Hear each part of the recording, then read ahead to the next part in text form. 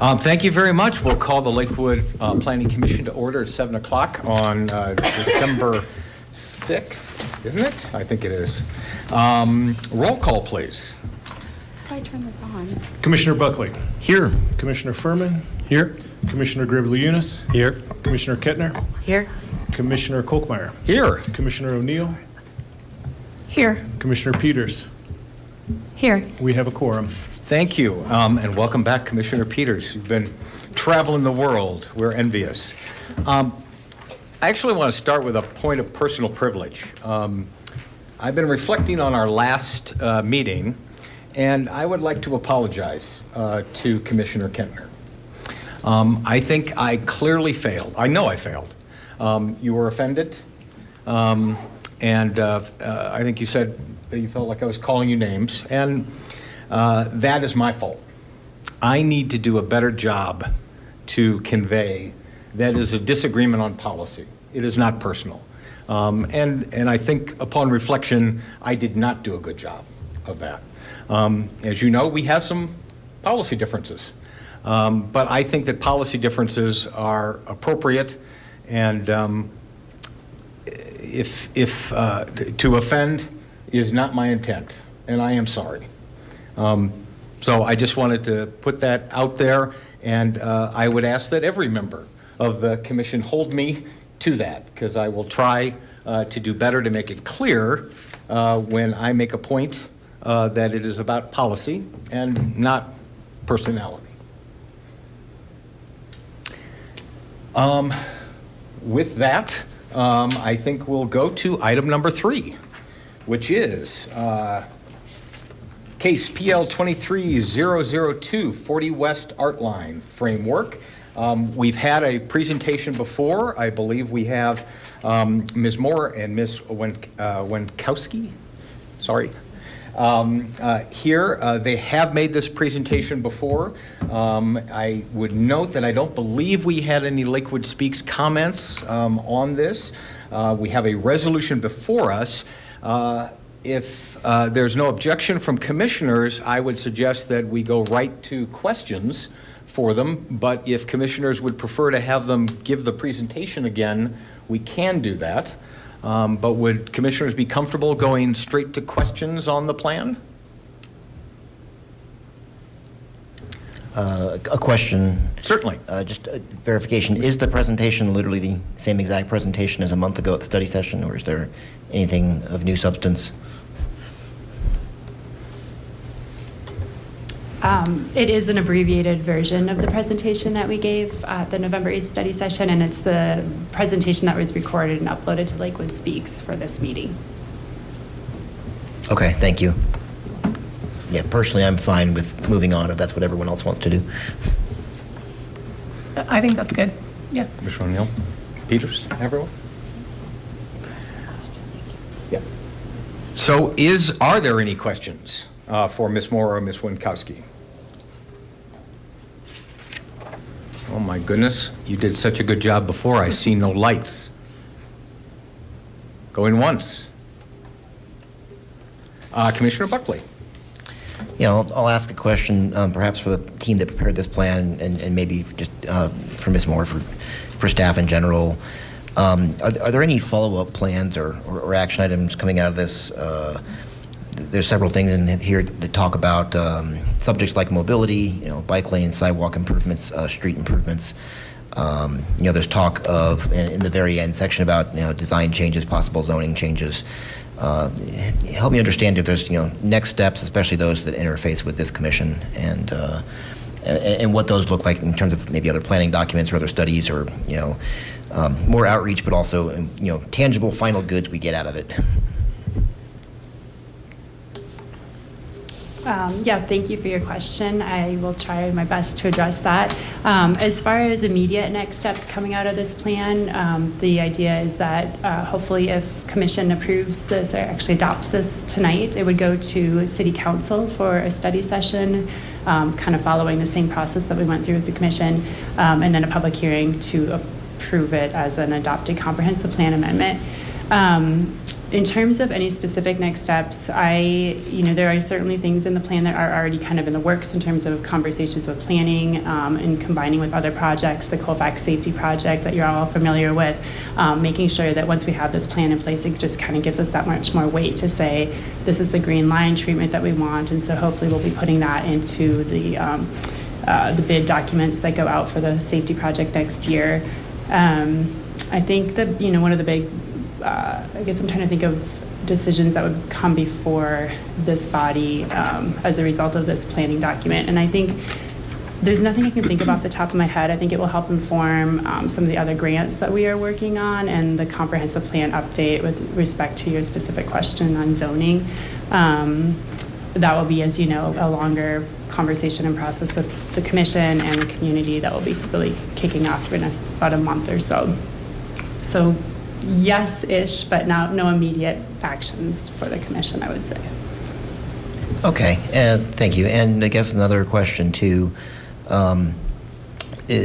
There's components of this plan that directly state, things that should be done that don't involve the city directly, via something that I think the city owns directly or controls, or that the city can control via, our zoning code when development comes in. So, two elements that come to mind is talks about a plaza in front of the 40 West Arts Hub, which is a private entity, but worked with the city in collaboration on this plan, of course. And then there's that state-owned parcel, between Aviation Park and like the DMV, whatever that state building is. So that seems like that's the state of Colorado needing to take some impetus to do something. So, what are the next steps for kind of making these like non-city or non-city regulated entities move forward? Yeah, that's a great question. I think that's the exciting and challenging thing about the Artline project is that we do rely on so many other project partners to help bring all of these ideas to life.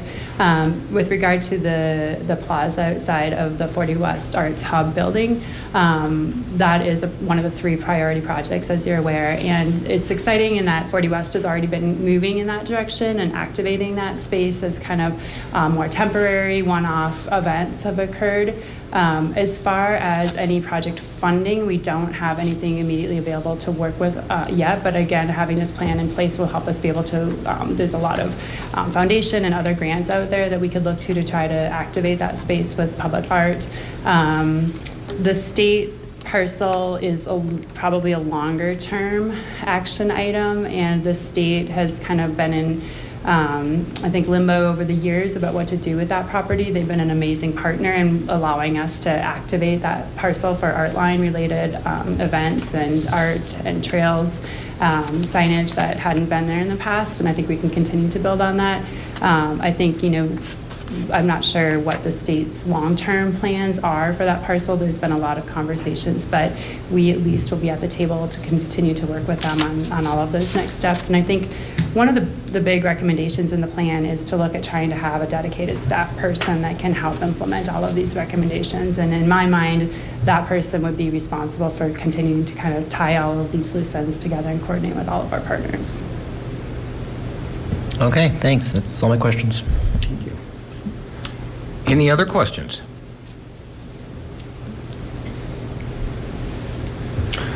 All right, so Mr. Rice, keep me honest here. I think I'm going to phrase the motion, and then, and if that is correct, I will invite someone to make that motion. But I think our motion is to adopt the 40 West Artline Framework Plan, case number PL 23-0002, and recommend that the Lakewood City Council approve the plan as an amendment to the Lakewood Comprehensive Plan.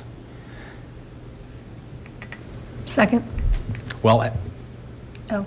you want to make that, just say, so moved. Oh, so moved. Commissioner O'Neill Sorry. says moved. Is there a second? Second. Second, Commissioner Greblionis. Any discussion on that? I think we're ready for the, no, we're going to do the voting. All right, let's see if I can do this correct this time. So start voting. Go ahead and log your votes. And display. Did it work? I believe it did. Unanimously approved 7-0. Thank you so much. Okay. Now, the meat of the evening. Our next agenda item is number 4, other legislative matters. This, as everyone will recall, we've had a series of discussions about recommendations on affordable home ownership. I want to express appreciation to both Commissioner Buckley and to Mr. Rice for presenting a draft resolution that, upon my review, I think pretty accurately reflects the various issues that were discussed. And then now we're in the circumstance of trying to figure out if there's anything in that resolution we might want to change and what action we may want to take on that, if any. First, we'll open it for public comment. Scanning the room, it does not look like we have any public comment. I will note that there was one public comment on Lakewood Speaks. I will also take this opportunity because this issue arose at a ward meeting having to do with city council members. Lakewood Speaks records, and I suspect every commissioner reads all of the Lakewood Speaks, but we need to remember to log in and then mark them as read because there are folks out there that see that and think, oh, you know, not all the commissioners are reading all the comments. But that was the one comment we had gotten. And I guess I do have some thoughts, but I'd like to defer to other commissioners first on this draft resolution, their thoughts, concerns, additions, changes. Commissioner Buckley. Thank you. I had suggestions for a change to the language on item number F. This is the bullet point that we added to my original resolution at the last meeting that Commissioner Kentner moved to include. I'd just like to include some sort of language to clarify that with respect to the mixed-use residential zone district that we're recommending adding single-family and duplex uses. It's my belief that we should also add a clause saying that the Planning Commission is going to be working on like language for the text revisions of the ordinance that would allow those uses. I think there's maybe a few things we want to look at just besides adding 2 new uses to the table. Specifically, last time I think we talked about we wanted to add. Well, yeah, it's right here in the wording. The dimensional standards of the MN district, but it's in the MR district. That could take some finessing and massaging of criteria as it's written in the text right now, and I just think that this body is probably competent and best suited, since the idea came from us, to do those text changes before passing it along to City Council as a recommendation. So I guess my suggestion is just we change F to state basically the same thing in substance, but that the Planning Commission is going to work on it some more. And I apologize, I don't have maybe exact wording to do that, but I'll take reactions from the commissioners about the general idea of that. Commissioner Kentner. I kind of thought that was the general idea of all of these, and that's why it was, you know, not any more specific, that these were the ideas, and that the idea was that council would choose from one of these that we would then would come back to us, that we would then delve into detail. Yeah, for sure. I think some of these bullet points, they're worded kind of in a way where I had it in my mind that, the Planning Commission's not going to work on them. Specifically, letter A, the first one, specifically says that we think that some of these things are beyond our purview on the Planning Commission. And so I just wanted to be clear about, what we're actually considering on our action item to-do list going forward, and what this resolution in of itself is handing over to City Council as our recommended course of action for them to take the reins on. Commissioner Kentner, did you have something else, or? Is that because my light's still on? Sorry, no, I think my light was just on, other than, I guess I don't know exactly what you're recommending. Commissioner Buckley. Commissioner Buckley. Well, the wording of bullet point A it talks about establishing an inclusionary zoning program, and that there's financial commitments to that. So I think the financial commitments could take the shape of like dedicated staff members for the affordability program. There's probably some other level of ongoing subsidy directly to make the homes more affordable. Things like that, I think, is like specifically by the wording of the resolution, not something we're going to take up, but something that we do want to be taken up, and we do not want to be ignored by the council. That we want them to do it. None of my lights on purpose. Okay, Commissioner Kentner. Okay, then I guess, would you like to add language that this is along the lines of something, this would be a quicker and easier thing for Planning Commission to handle? Because it is in our purview and we already have standards in another, just kind of be more specific in that way? Yes, precisely. That's what I'm suggesting. Specifically to bullet point F, precisely, yeah, that the Planning Commission can, I think, take the lead on suggesting the text changes to the zoning code applicable to adding single-family and duplex uses in the MR zone.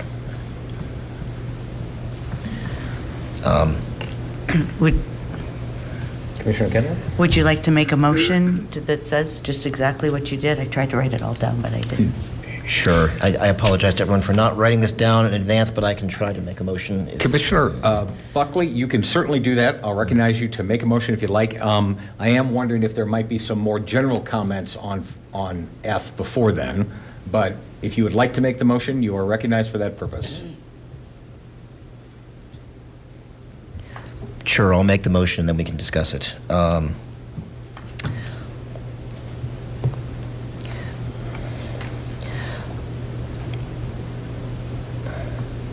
I move that we amend bullet point F to append to the end of it,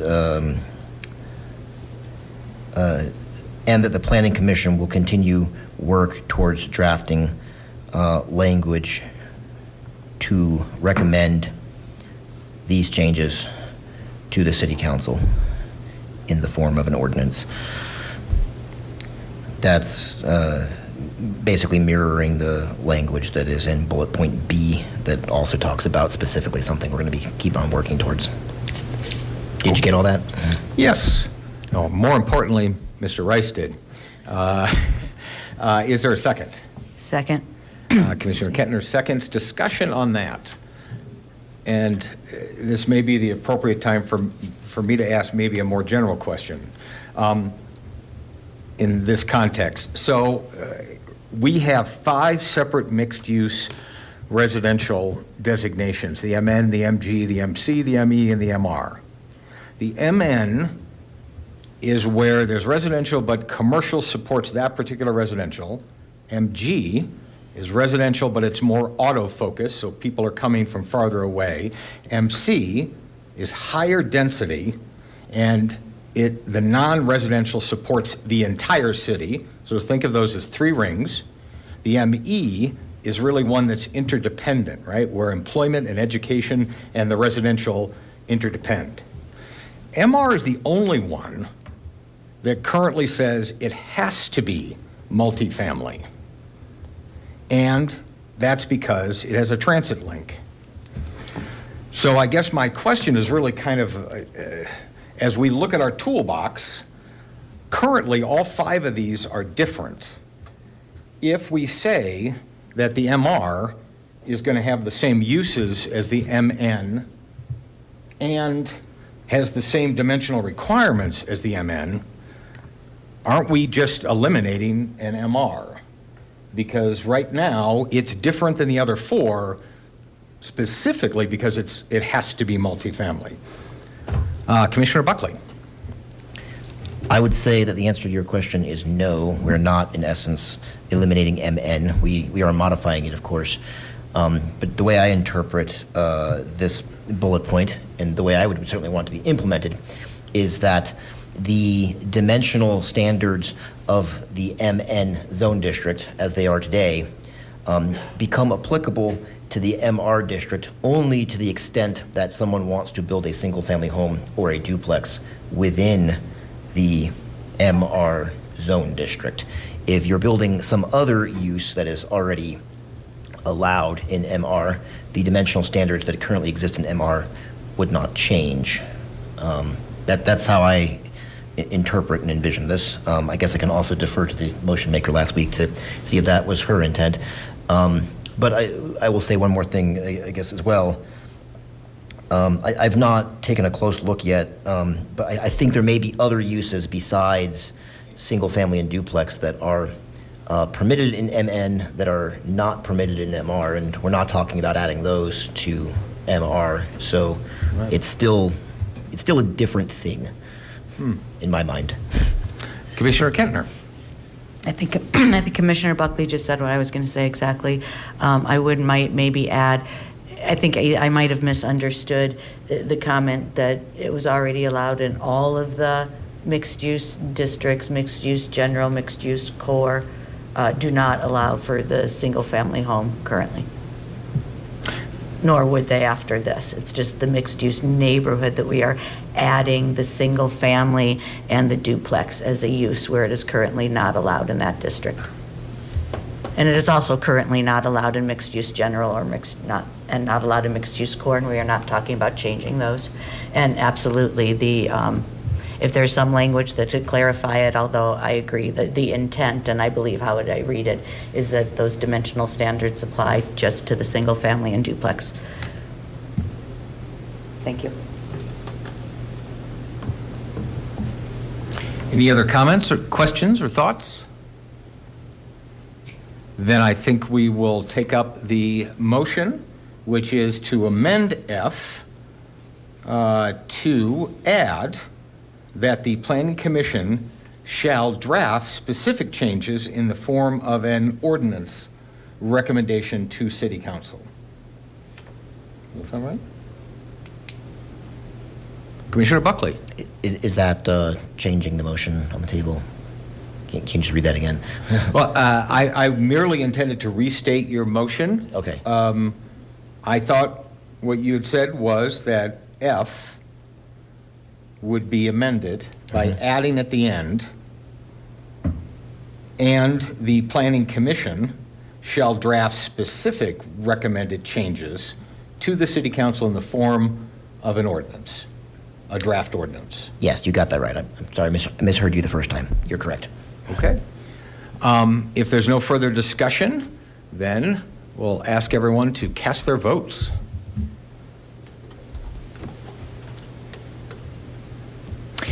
It is, I got a display, sorry. There it is, unanimous, thank you. All right, further questions and comments on the draft resolution? Commissioner Yes. Kolkmeyer, may I interject? I did not catch the second on that motion. Oh, I think it was Commissioner Kentner. Thank you. Commissioner Peters? Yeah, I wanted to cover the comment that came on the Lakewood Speaks regarding concerns about. Commissioner Peters, could you turn your microphone on, please? Thank you. Thank you. I wanted to discuss the comment that we received on Lakewood Speaks regarding rezoning and the resolution and concerns about lands that are near public parks. And I think they're referring to the recent issue at Belmar Park and wanting to have a community voice in terms of, I think what they're really asking for in this feedback is does the new development fit in with the surrounding area? And so is it blocking the sunlight of some single-family homes, or is it, appropriate? And, I think this has certainly been a source of contention over the years that I've been paying attention. And it seems to me that one way to address this would be to be able to have a public hearing on this. I mean, the way that we do things it's administratively approved, and that's not how it's always done. And it would be very helpful if we could maybe propose something that would allow for that, possibly in addition on this list. Commissioner Furman. Just so I'm clear, when you say a public hearing on this, can you tell me exactly the... Commissioner Furman? Sorry. Guilty of the same thing. When you say a public hearing on this, can you tell me specifically? I'm just trying to understand. Yeah, where to have you're- public input on these kind of issues, I think that's helpful, because by the time the public is aware of things, they're usually a done deal because they've been administratively approved. And so if there was a provision, and that would be something that we could potentially add to this list, say if it's, 4 units or more, that there's a hearing, that it's approved through the, commission, it's not, or through city council, and not administratively approved. So I'm sorry, I was just trying to understand. Are you suggesting that there is an item added that is requiring public hearings for... For larger developments. This as an item to this list? Okay. I'm just trying to make sure I understood what you're saying. Okay. And I mean, it's obviously a very hot topic. This particular resolution and this particular item on the agenda is in a category that's specific to affordable home ownership. So I think for it to be included on this list, we probably would have to find a way for it to be tied to affordable home ownership on this particular resolution. A nexus, basically. I'm sorry? A nexus. You're looking for that nexus to the affordable. Yeah, what this resolution is in response to it was the particular request from City Council to make recommendations that would increase the possibilities for affordable home ownership. And that's what I think these various ideas, as we've discussed them, and have kind of been focused on. So I think there could be a circumstance where, and I know I've heard of this, where there's some lower density units that are affordable, but they're older and they're being replaced with higher cost market rate units. And so that would be one of the cases where being able to have public input would be helpful. So I think it probably is broader, but it certainly applies in this case as well. Commissioner Kentner?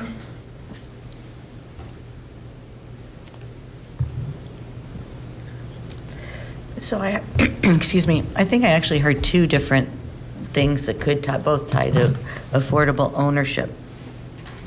One is through the public hearing process, City Council and/or the Planning Commission could determine if we're getting the right balance of market rate versus affordable and ownership versus rental units. We could, council and/or commission could potentially affect a developer's intent, and it is appropriate to have that kind of a balance, and that through the public hearing could potentially do that. And then I started writing down the last one, and I'm not reading my own writing. Can I ask Commissioner Peters, what did you say at the very end? That there's circumstances where replacing units that were affordable, like that's something that I've heard come up, that these were affordable units because they're older units, they're not as numerous, but they're affordable, and we're taking out affordable housing to put in higher density, higher cost housing. Yes, thank you. I can think of some in Ward 2 that I pass by quite frequently. And this one is the other way that I don't know as much, but that's a demolition. Should there be some kind of public hearing or something when we are demolishing the naturally occurring affordable ownership opportunities, which are those that are most in demand and least in supply. So I guess those are the two ways that I could hear or potentially see the idea of public hearings affecting affordable ownership opportunities. Commissioner Buckley. Thank you. I'll respond to a couple of different ideas here. If I'm looking at the resolution that is before us right now, and I were to summarize the theme of what's in it, we're mostly talking about single-family detached homes, but on smaller lots. The affordable home ownership program in Denver and Boulder is utilized for a lot of that type of housing stock and some townhomes. Item number B specifically talks about creating a new zone district that is single-family homes but on a smaller lot. C talks about how to map that very same district in B that pertains exclusively to single-family homes. D talks about encouraging townhomes, townhomes and condos being a gateway into ownership for a lot of people, so they can climb that first rung on the ownership ladder and maybe one day in the future trade up to a larger home, but it's a way into the market in an ownership way. Bullet point E talks about looking at locations where minimum lot sizes can be reduced that are already single-family zones, where that would be appropriate. And F, really the intent of that by adding single-family and duplex as a use by right in the MR zone, but with MN criteria for that.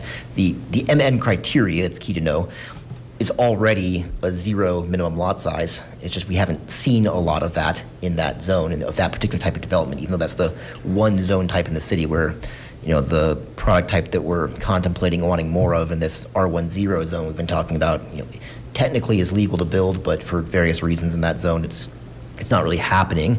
And so the thought is add another zone that already exists in a lot of places and is mapped, and then we get more of that. But so that's every bullet point of the list. And to me, they all pertain pretty much to some sort of single-family home. That's very different than the development that is currently a source of consternation among some that is near Belmar Park, which is a multi-story building, and I think it's a mixed-use core zone. So one of our denser urban, like downtown style zoning districts, which is why the project is able to be so big. So we're talking about very different things if we're reacting to that, the person who left the comment. I appreciate the person, leaving the comment and expressing their views. It's an issue the community cares about right now, but this resolution to me is very different than that. So I really struggle to draw any nexus between, that project and,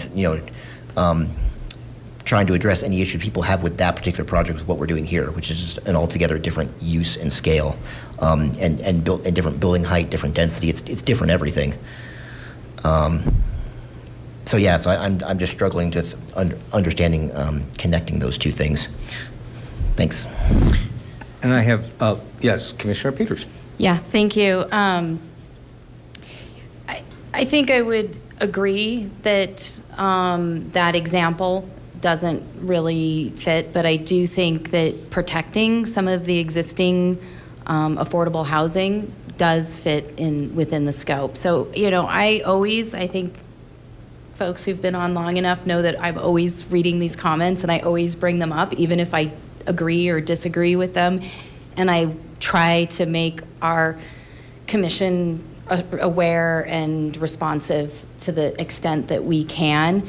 And so it seems to me that, that's something that I have heard, the theme of we're taking away affordable housing and we're having quantity, but it's not affordable. It's all a lot more expensive than what's coming in. And so to me, that's the piece, it fits in because it protects it could potentially protect. Maybe the surrounding community wants something different. Maybe they do want to see, maybe something's old and they want to see something new come in. So it puts that input, that ability to provide the community voice and address the concerns of the commenter. And also, in this case, and yes, I agree, it would be broader, but it would have that application as well. And Commissioner Kentner, your light was on, but was it that from earlier? Oh, sorry, yeah. Commissioner Furman. I certainly have a lot of respect for, essentially for the respect you have for all the comments people have and the concern to find a way to protect people's interests in their community and their concerns for the development that goes on in the community. I think it's obviously admirable that people are so invested that they want to make sure that they have a voice in what goes on. My only, I guess, caution, and I would not even call this necessarily an argument against the idea of what you're proposing, Commissioner Peters, so much as a caution. I think we have to weigh the benefits and the protections that we might get out of the proposition or the other amendment, whatever we want to call it, against the risks in my mind. And if our goal is to find ways to promote more affordable housing, are the risks of a system like that slowing, eliminating, preventing potential additional affordable housing so great that it is perhaps not the right way to protect people's interests? And so I think it's worth considering the risks of that kind of additional rule or obstacle in the way of some of the changes or development people might pursue as we talk about single-family housing or home ownership. So, like I said, not a critique so much as I think it's something we need to be very cautious about, adding additional hurdles that might be abused, perhaps, and prevent opportunities. Commissioner Peters. Thanks. I think you have a point with that. And probably if we were to take this up as an additional item, it could be worded in a way that related to affordable housing so that it wouldn't hinder in those cases. So I think that's an important point.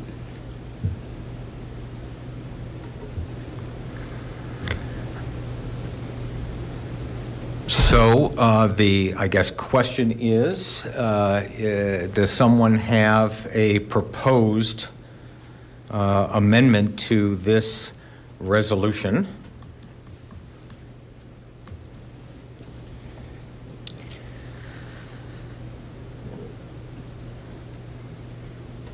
Commissioner Peters. I was hoping I'd get some help from the commission on this. But, maybe if I could take a minute, it might take me a minute to come up with something that would address the concern and still meet the need. Commissioner Kentner. If I may suggest, Commissioner Peters, something along the lines of to promote the appropriate balance of affordable and market rate ownership, City Council can consider public hearings of residential development projects which would involve demolition of current single-family or duplex residences. Is that a motion? No. Oh. I did not say a motion. Okay. But somebody has told me that if Commissioner Peters likes it, she could say so moved. I tried to type it, but I didn't get it all. Can you repeat that? Maybe.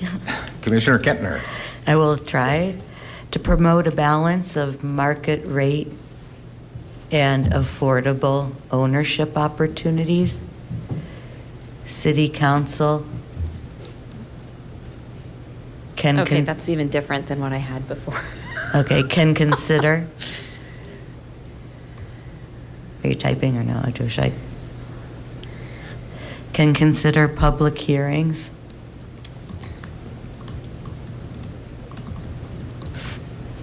for residential developments.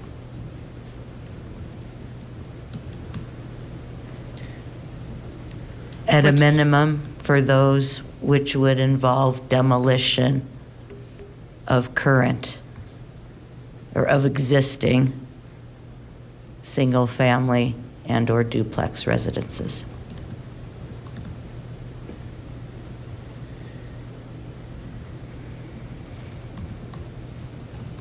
I think that was at least close to what I said the first time. At least the intent.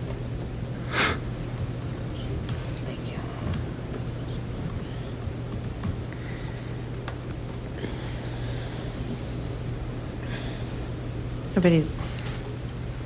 Everybody's Commissioner looking Peters. at me. So to promote the appropriate balance of affordable and market rate units, City Council can consider public hearings for residential development, which would involve demolition of existing single-family and/or duplex residences. I'm interested in feedback from other commissioners on this. I don't want to move for this until I have feedback to improve it. Commissioner Kentner. I just left out one important part as you read it back. Public hearings and city council approval. Okay. Having the hearings without the approval is kind of a tease. City Council would hold public hearings.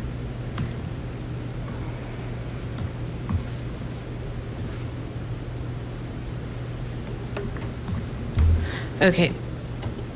Okay. Commissioner Peters. Thank you. Okay, so to promote the appropriate balance of affordable and market rate units, City Council would hold public hearings for approval of residential development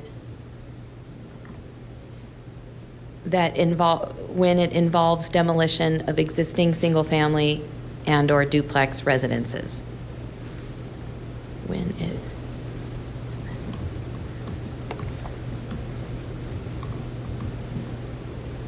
Is that your motion? I have not made the motion. I'm looking for input from other commissioners, please. Thank you. Commissioner Furman. Not exactly directly input, more of a question that I suspect probably no one will necessarily know the exact answer offhand, but maybe Paul, Mr. Rice, sorry. In the case of any of when people apply for the current demolition permit of a single-family home, beyond posting the permit at the location, I'm trying to think, is there any other public noticing when people do a demolition permit for a whole structure? I can't think of, it's terrible that I can't think of that, but sorry. Right. Other than The posted one. posting of the permit, there's no public notice for a demolition of a structure. Okay, thank you. Commissioner O'Neill. So is the purpose of this potential motion, this is for Commissioner Peters, to make it a requirement that someone who owns an older property, single-family or duplex zoned, would need to go to city council to demolish that property before they build something new? Commissioner Peters. Yeah, it would be, that's an interesting question because you don't always have the construction and demolition in one hearing. So your question to me is, does this apply just for the demolition? Commissioner O'Neill. Thank you. I think really all of it. Like, are we talking about like that the demolition itself needing approval by City Council and a public hearing, in addition to an approved site plan development, an approval of what's being then replaced? I mean, this sounds like kind of the path we're going down, but I'm not sure I'm understanding appropriately what you're laying down there. Commissioner Peters? Yeah, I think that's kind of the idea, that there would be a plan and there would be an opportunity for public input, and the city council would evaluate it against the, in terms of affordability and the balance of market rate to affordability. It would be an opportunity to provide input and have a hearing that allows for that input. I think Commissioner Kentner's light was on, and then Commissioner Gribliunas. I'm not sure the current motion states this. I think your original intent was, and I think the concern is that these current affordable ownership homes are being demolished and replaced with high-density market rate apartments and taking away the ownership. And so your motion actually started with, because what I'm kind of hearing, I think the concern is you don't want everybody who's just demolishing one single-family home to put in another single-family home or duplex to have to go through too cumbersome of a project. But I think the intent is that we're not totally taking away, in that case, you're not taking away the opportunity for an ownership project. I think the concern that Commissioner Peters was expressing at the beginning was replacing, totally replacing several single family with one huge thing that doesn't have any potential really for ownership. And I'm not sure the current motion really states that. Is that summing up kind of correctly? Let's not do the cross.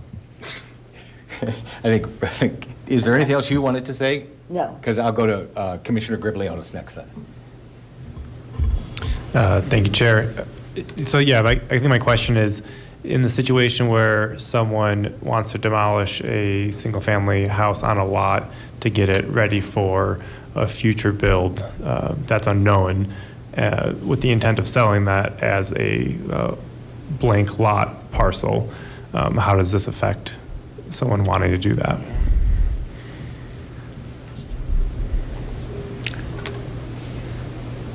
Are you asking Commissioner Peters for a response to that? I guess it's just something to consider in the wording of it, because I think I see where you're going, but I think there's also situations of how land might get sold in the future that we need to take into consideration.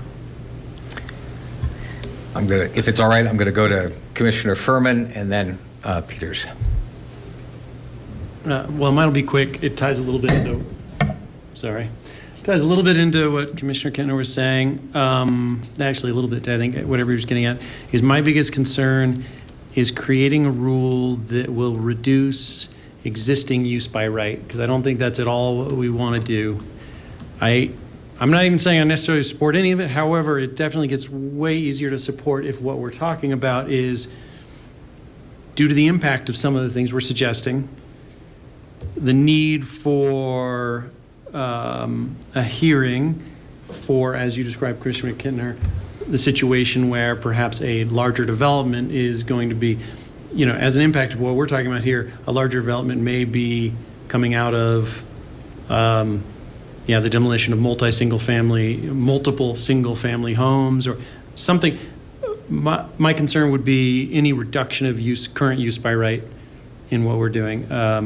So if what we're trying to achieve is a hearing that's going to deal with things that may come out of what we're doing or may address, especially if what we're doing may inextricably end up with what you're describing, where you have multiple single-family homes demolished and with the thing, I mean, that's something that's easier for me to support. I guess my main concern is I don't want to do anything that would, I don't want to suggest anything that might reduce use by right, because I think that is, it's a risk of a taking, it's a risk of a variety of things. So that's the thing I guess I most want to avoid, however that can be done.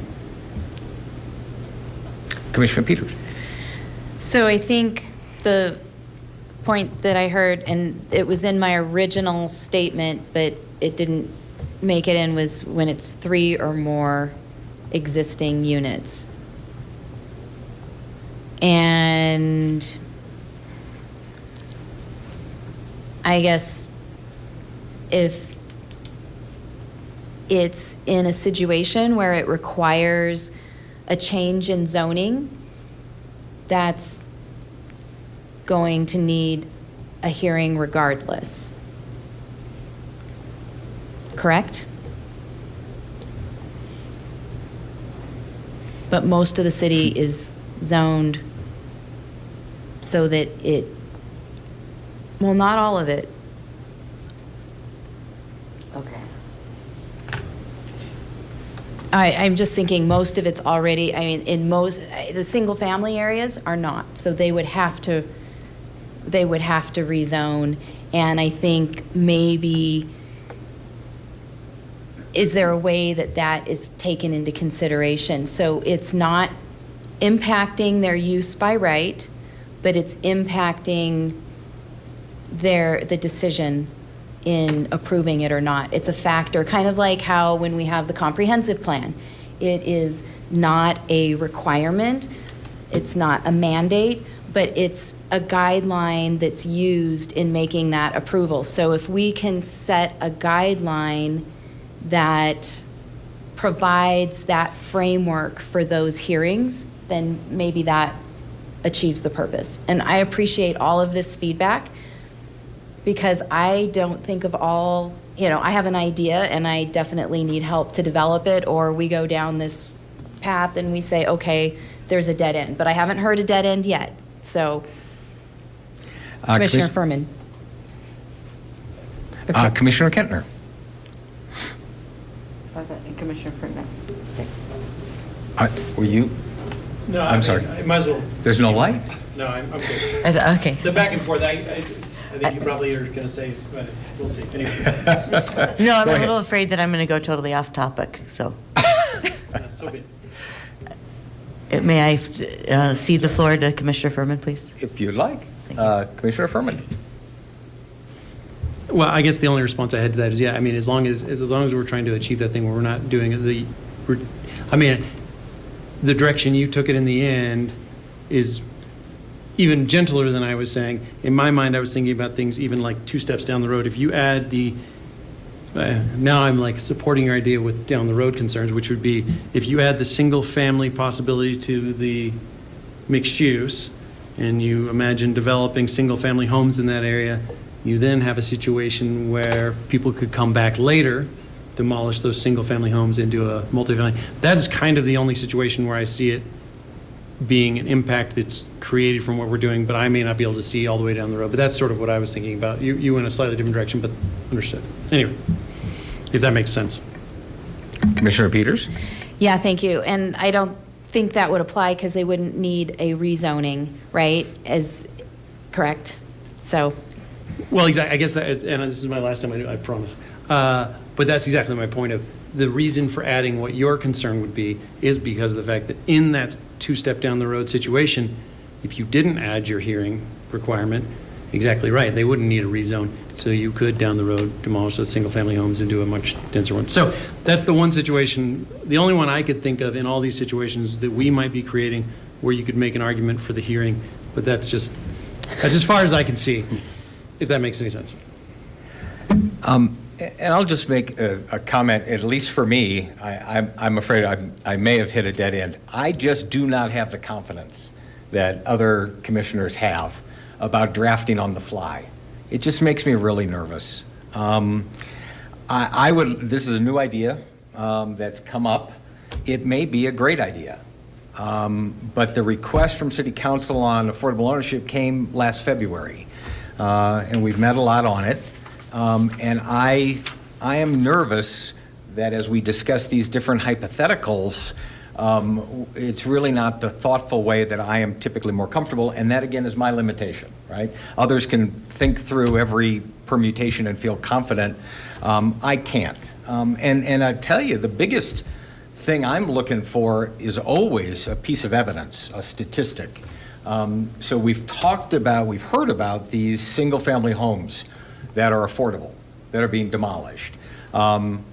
I don't doubt that that's happening. I would love to know how often that happens.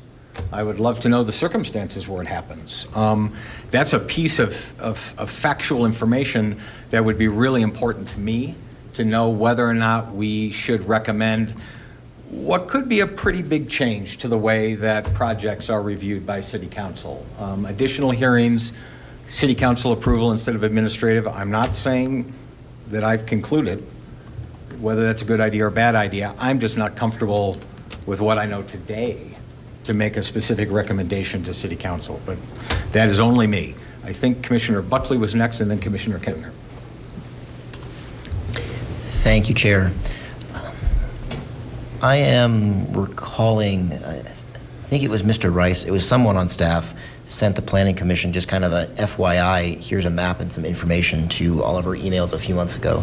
I don't think this has been talked about publicly until now, but it was an email I remember getting that broke down the single-family home land use by what zone type it's in. And if I'm remembering correctly, I think it was about 94 or 95% of the single-family homes that exist in Lakewood are in an R1 or R2 zone. So call it at most about 6% of that single-family home stock could be in a district where you could potentially demolish it and build something denser. And I know some zones like that where that's happened and that exists. I am with Chair Kolkmeyer that I'd love to see some data on how often it exists. I can anecdotally point to a few locations, yes, but is this a huge concern? How much is it happening? I haven't seen the hard data on that, so that makes this hard for me to swallow putting in here tonight on the fly. There's some other things we said too about, maybe we're still in the stage of deliberating. Would a public hearing apply if you're tearing down a single-family home for a single-family home versus would it only apply if you're tearing down a single-family home for something more dense than a single-family home? Well, I would posit that if you're tearing down a single-family home for a new single-family home, that new single-family home is what most people would call a McMansion, and it is not affordable. And so, if the logic of this idea is to keep affordable things or to build more affordable things, I think in terms of the overall cost to own whatever gets built next in place of the old home that is demolished, the new thing, whatever it would be, is probably cheaper in most cases anyways if it is something multifamily, just because you have the cost of the land and the fixed cost of the development spread across a greater number of units.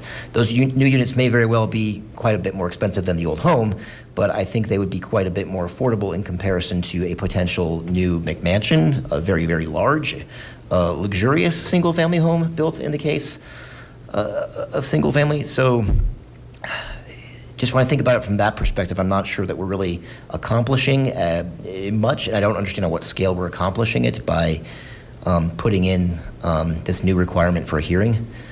When I think of a hearing, too, I think of what our own role as planning commissioners are, or Board of Adjustment members. Whenever we go to a hearing, we have criteria by which we decide the case. As we all know, we don't decide these cases just based on, I like this project, no, I don't.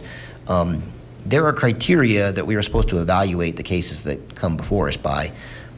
Some of the criteria are pretty objective, some are very subjective, but nevertheless, at least there are criteria. And the fact that there are criteria we're evaluating, that's very part of the core of what makes these decisions when we have cases quasi-judicial. And I guess also not enunciated yet in this potential motion is what are even the criteria we're evaluating? to approve or disapprove a case by. I really struggle to even think what that criteria would be if we went down the road of trying to formulate this.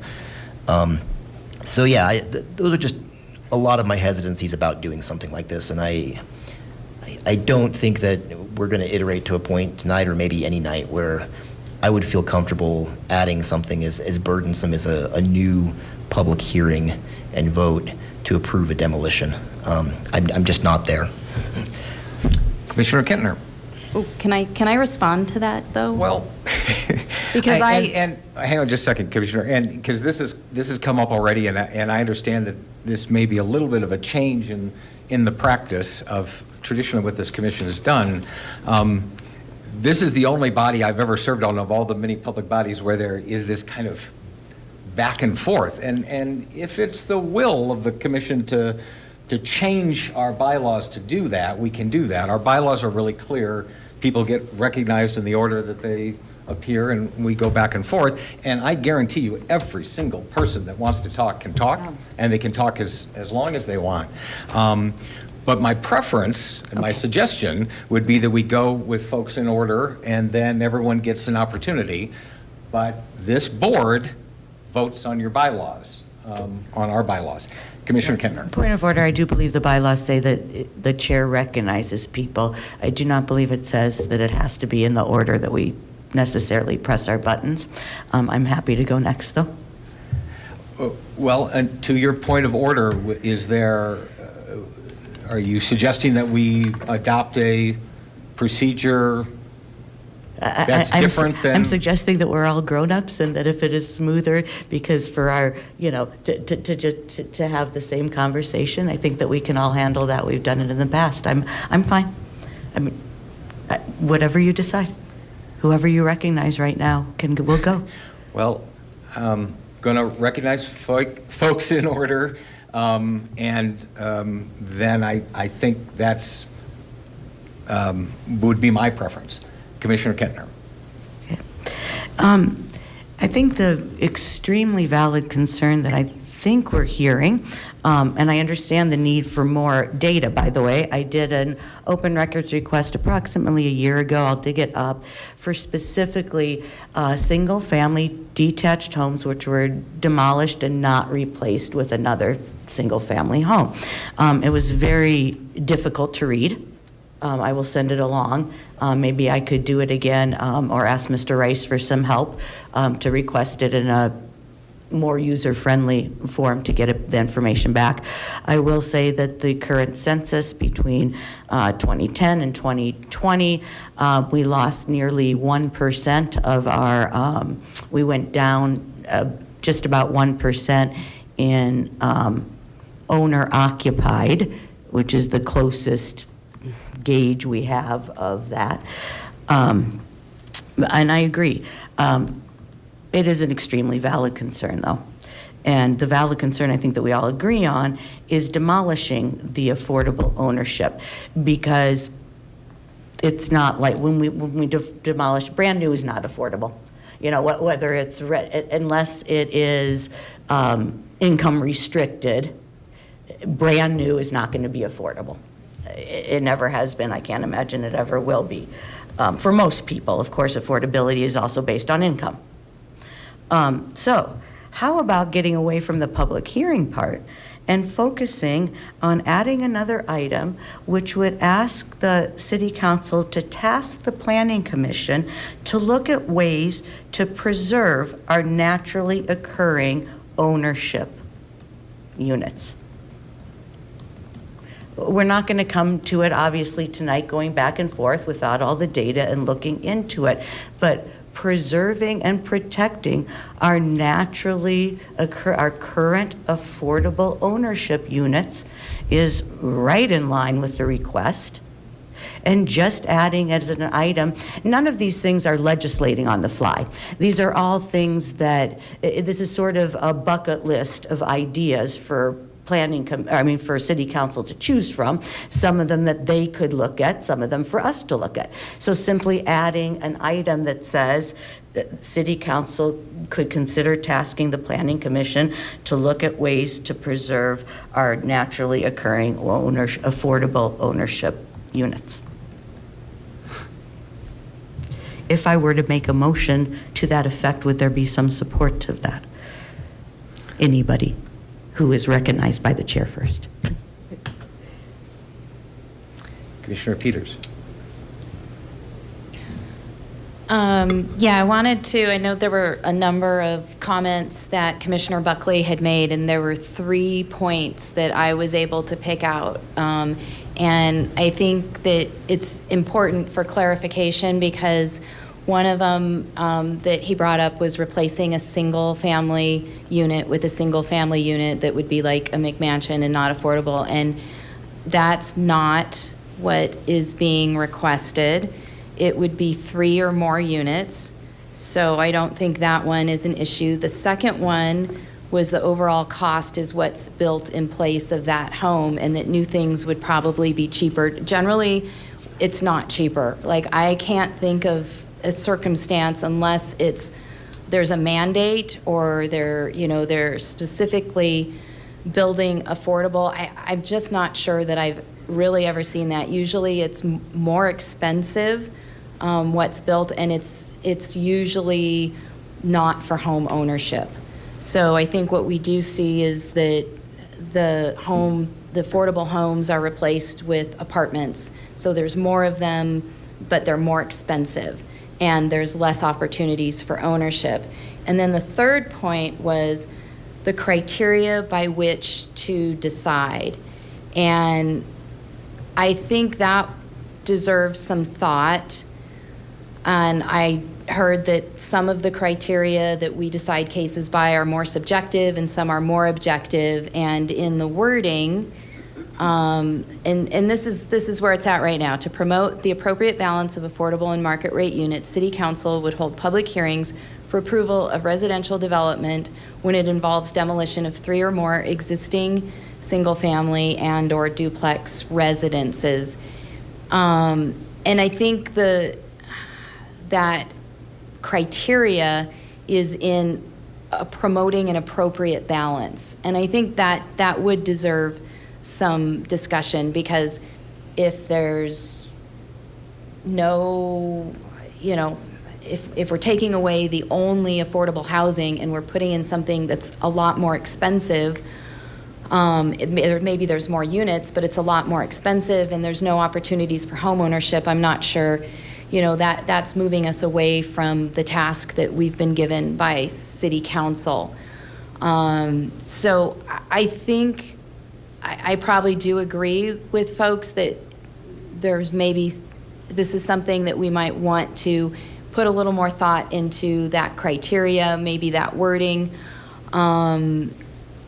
So I understand that. And I guess this would be one of these topics that would come back to us. Like I think the last one that was from the last meeting, we had added some language. And so I guess if this did go forward, I would want to add some language that we would develop something that would, so that it wouldn't just be something that's handed over to City Council. Commissioner Buckley. Thank you, Chair. I just wanted to clarify, maybe I made my point rather clumsily before, just to clarify for Commissioner Peters. I think what I was trying to convey, in the case of a single-family home that is being demolished, probably if the home is so old and seen as its most valued use is demolishing it, yeah, that's definitely a cheaper home to buy and to live in if someone were to use it for that purpose instead. And I think that would be cheaper than any new development. I don't disagree with you there. Commissioner Kentner just said this tonight too, right? New development's always more expensive. The comparison I was making is, given that your single-family home has been demolished, it is going to be replaced with something else.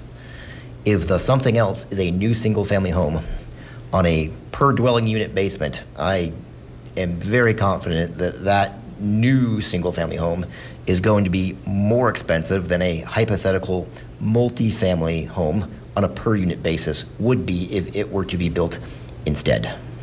Does that make sense? Yeah.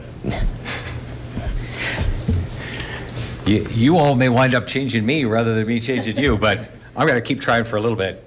Commissioner Peters. Certainly, and I think that's why it wasn't a single unit for a single unit. It was 3 units, and we had covered that earlier, so thank you. Commissioner Buckley.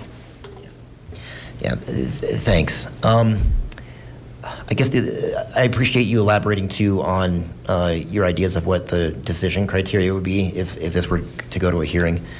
My concern that if the decision criteria is that it's whatever the current planning commissioners feel is the appropriate balance of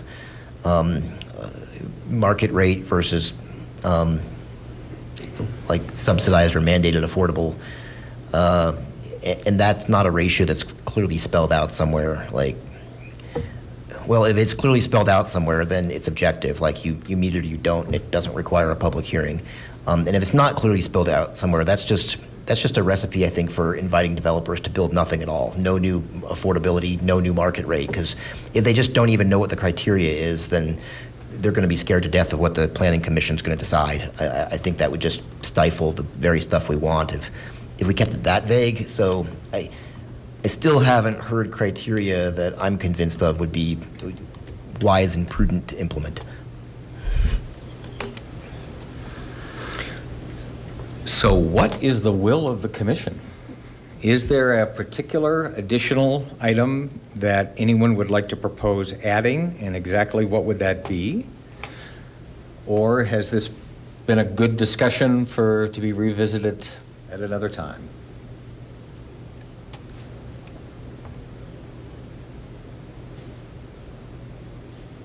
Commissioner Peters.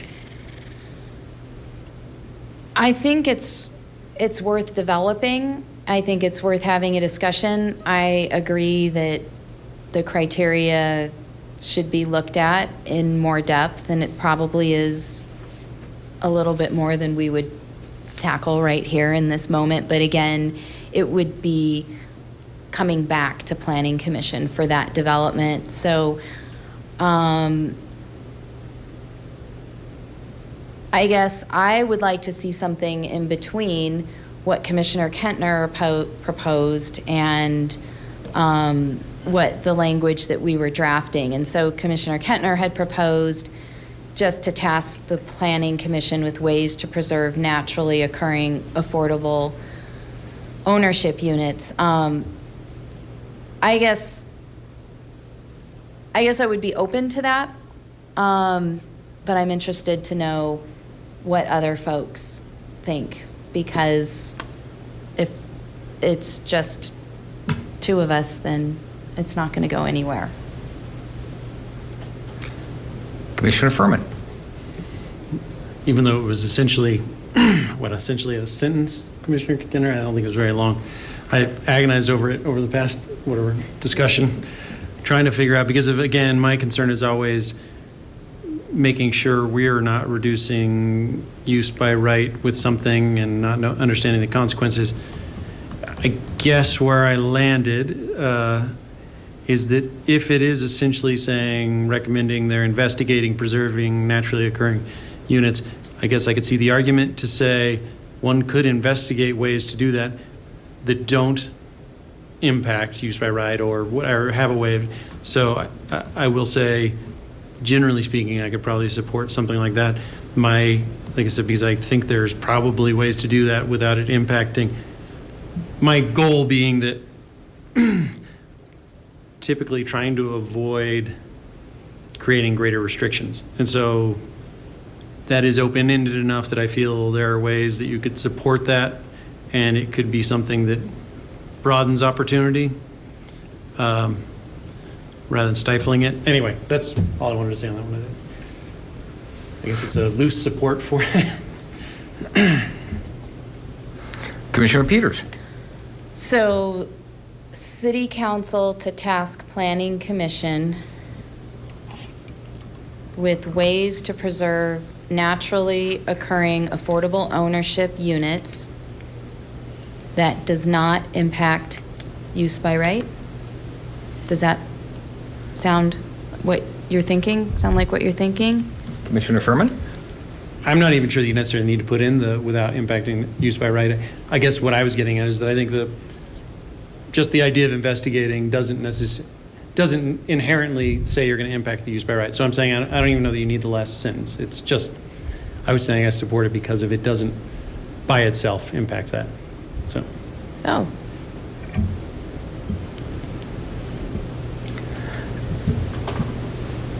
Is that a motion, Commissioner Peters?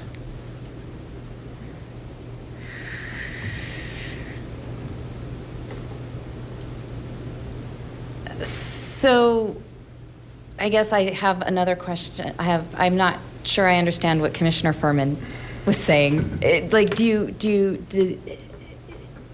Without adding that last piece, it naturally does that? Is that what you're thinking?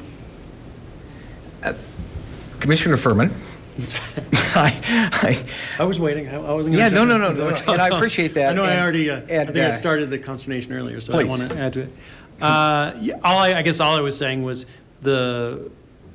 what Commissioner Kenner was talking about, which is proposing that the City Council investigate ways of preserving naturally occurring homeownership units or something to that effect. I was saying that fairly open-ended statement is one that I would say I'm not opposed to because of the fact that it doesn't say, it doesn't have pieces built into it already because it's investigation, preserving. I know naturally is not necessarily defined in our ordinance, but all that stuff is stuff that can be investigated, looked at. It doesn't mean we're doing anything that is immediately going to affect people's use by right. So all I was saying is that it didn't need the comment about use by right because I think it is inherent in the fact that it's not a. So I guess I would just make a comment that I think this demonstrates exactly the difficulty, right? If you have a motion in front of you that someone says, I think we should add this language, then we don't have to have all of the back and forth. And if people say, well, I don't agree with that, I'd like to make a change. I will let this conversation go on as long as everybody wants to. I do think, in my experience, that if someone made a particular proposal, well, then we can talk about that. And I'm going to recognize you, but Commissioner Kentner had her light on first.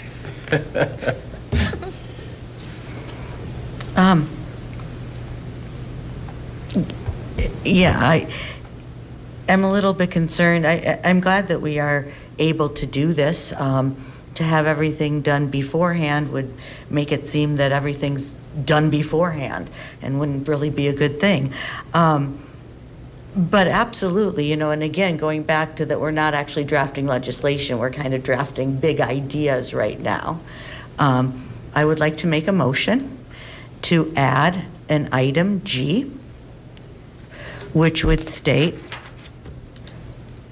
City Council may consider tasking the Planning Commission to look at ways to preserve naturally occurring ownership units.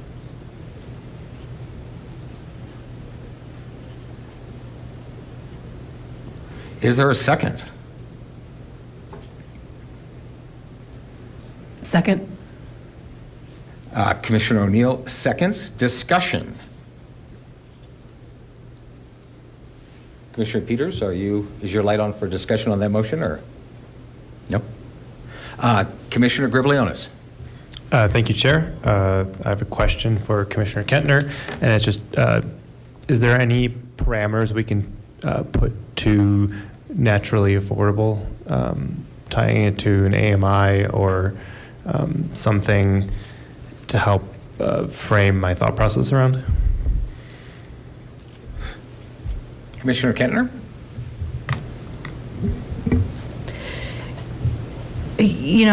I would like that. The original request from Councilor Stewart mentioned AMI, but I don't think it mentioned a specific AMI. In general, ownership is, you know, considered, is usually looked at as, most things that I've read has been like 80 to 120% of AMI. I don't like that personally. I would like it to keep us below AMI. But I think I would prefer the motion to be as broad as it is now for the time being. Did you have, unless, if commissioners had suggestions, I'm obviously open to it. Did you have anything else, Commissioner Griblionis? Go ahead. Yeah, I think my thought process is just trying to understand when it comes to naturally affordable, I think of it as smaller square footage homes that sell for the same price per square foot as a larger home. That is a naturally affordable house. And so when it comes to looking at ways to protect existing naturally affordable houses, maybe talking through it is just answering my own question, but are we talking about just smaller houses? Are we talking about a price threshold of a sale value or anything like that? Commissioner O'Neill. Thank you, Chair. I think I'm kind of going to feed a little bit about toward what you two are talking about, Commissioner Gribliunas and Kettner. And my question, the question is, if we're talking about an AMI potentially being built into something like this, I guess are we starting to talk about deed restrictions then? Are we starting to talk about something that's just a home in a neighborhood that then, because it's older, it's going to be naturally affordable, more affordable than a new single-family build? I'm just trying to, I guess, just to your conversation, I'm trying to clarify for my own thought process. If then we're starting to talk, I don't know how you start to introduce that, an AMI requirement or restriction to the deed of an existing home. So anyway, thank you. Commissioner Kettner? And I think this is why that I'm not ready to answer all those questions, which is why I kind of made this broad thing, because I think just as a general concept, it is concerning. Yeah. And I think it's more, but to Commissioner Gribliunas' point, refraining from looking it up, naturally occurring affordable is often just a feel-good term for something that's a little bit older and more run down, rather than necessarily smaller, but also oftentimes small on the smaller side. So I don't know. That's why I wrote this general, because I think it is a concern that as we add, we don't want to take away the most needed. So is there something we can do? I don't know. I haven't looked at it before tonight, but when it was brought up and I was listening to it, I think it's an item that deserves some more thought and deserving of maybe adding it as an item. So thank you. Those are my thoughts on it.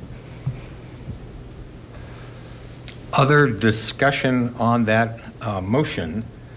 I am struggling with it because I know that term to be used a number of different ways, and it can be used in a very positive way, which I think technically when it's used, it means below market housing that is not subsidized. So that's what makes it natural.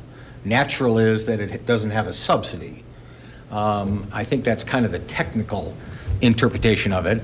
And for some that's, would say, you got a great old city with a lot of great housing stock, that's great, let's preserve it. I know others have commented that what you're really talking about is preserving homes that perhaps should be replaced and updated. And you get into sustainability issues and whether or not that housing stock maybe would be more appropriately updated. But my biggest question is not understanding, it seems to value a single family residence being preserved or a few residents being preserved because they were naturally occurring rather than perhaps many more units that are affordable. the bigger, no, I understand that's, and I saw Commissioner Peters shake her head, and I know that's not the intent, but I am concerned that as currently phrased, that might be where we wind up. And we have the city council working on the housing plan. We have the comprehensive plan that's being launched. I'm really nervous about throwing this new idea out there. I'm not qualified to say, yes, this is a recommendation that they should consider. So I will probably vote no on this particular amendment or motion. Commissioner Buckley. Thank you, Chair. I think I agree with you on this one for a lot of reasons you said, so I'll re-echo that. I think that naturally occurring affordable housing, it's not a true thing of nature. It exists in the broader, financial and regulatory landscape as the rest of the housing market. A lot of housing is a lot more naturally affordable depending on what interest rates are. Right now they're, double what they were a year ago, and so that's a struggle for people buying things. That's obviously an issue that this body has no control over, but just what even qualifies as a unit that is that, I think would fluctuate a lot with financial markets. It changes over time. My own home in Lakewood that I bought nearly 9 years ago has roughly doubled in value, if I believe Zillow.com to be roughly correct. Since it was built 65 years ago, it's increased in value 100-fold. I think it was something like naturally occurring affordable housing back in the 1950s when my home was built. It was built in an era of a rapid increase in housing supply and housing abundance that was the construction boom that followed for a couple decades after World War II at the beginning of the baby boom generation. That level of home construction per capita that existed in the 1950s and 60s has tapered off significantly, and we've not seen that level of activity in several decades in basically any part of the United States of America, if I understand the data that I've seen on that correctly. And so I think that reduction in overall housing construction has maybe naturally, through the invisible hand of the economy, nudged prices everywhere up. So just to preserve a unit because it is naturally affordable, I don't know that means that it will be tomorrow outside of a regulatory framework that encourages housing construction at needed levels in general.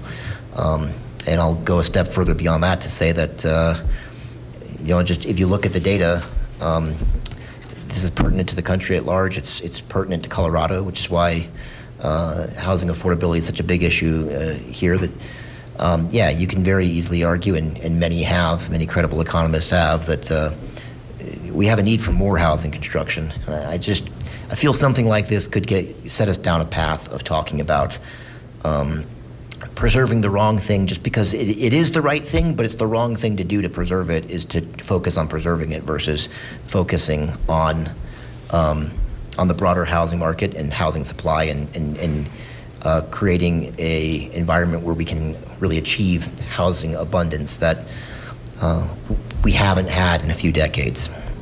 So I think, although I like where this is coming from in terms of naturally occurring affordable housing is good, I think just the way this is phrased sets us up for a discussion of going about the totally wrong way to actually succeed in preserving it. So I'll be a no on this motion.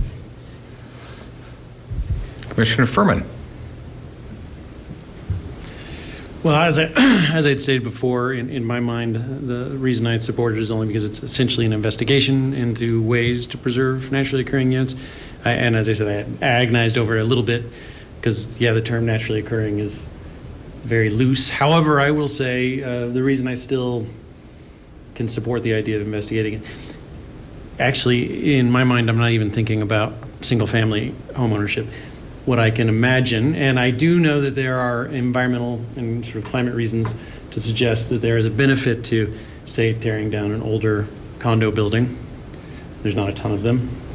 But I can imagine reasons and benefits for doing that, but I can also see that perhaps there are situations where there are, although limited situations, I can imagine where one may want to preserve. And now I can also, an older condo building, for example, or an older set of townhomes instead of another development. Now, bearing in mind that I can't imagine the situation where I would support preventing use by right, so I don't know that anything comes of all of this, but I can imagine, like I said, situations where I might be interested in how you preserve a thing like that without impacting use by right. So without being able to see the scenario, investigations don't seem to bother me, so. Commissioner O'Neill. Thank you, Chair. Kind of along the same lines as Commissioner Furman, I find myself in support of this topic, and I will say that because naturally occurring affordable housing can mean so many different things, one of the things that causes naturally occurring affordability is the supply and demand aspect of housing.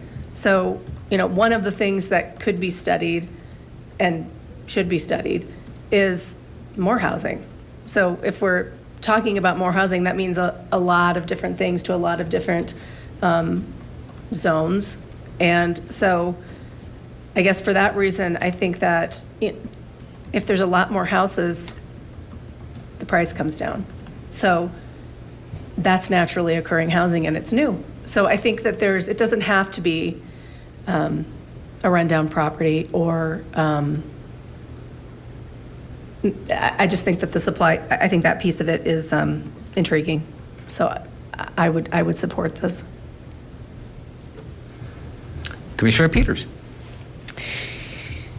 Thank you, Chair. I agree with the position that there's a number of factors that do impact naturally occurring affordable ownership.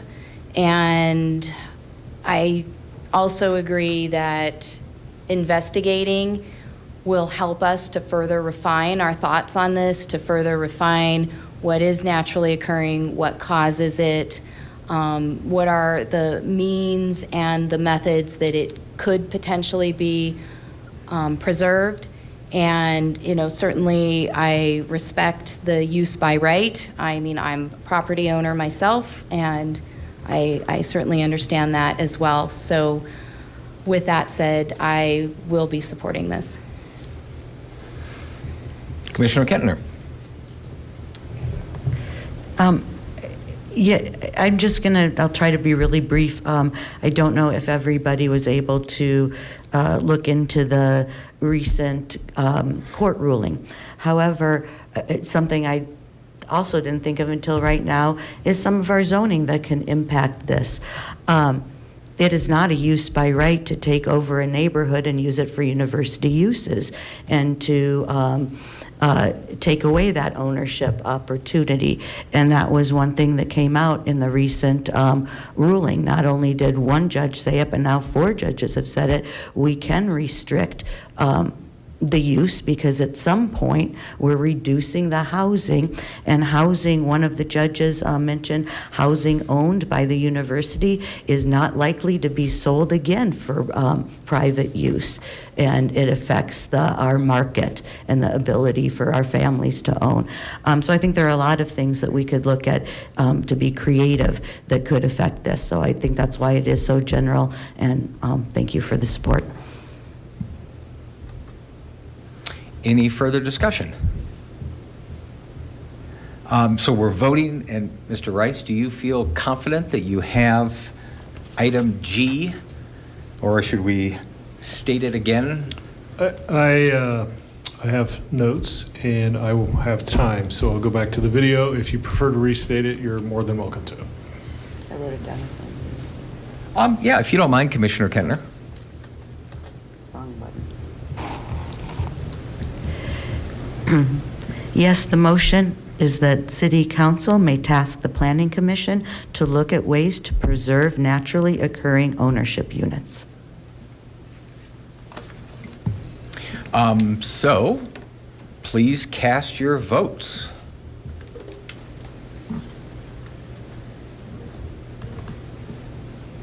They display, they did. That passes by 5-2, so G has been added to this draft resolution. I actually had suspected our major conversation tonight was going to be about A, but if others have things that they want to discuss on this resolution, we should. I had some thoughts on that, but go ahead, Commissioner Furman. Well, I feel like I'm just jumping the gun unnecessarily, because the only thing I had to comment on was item A.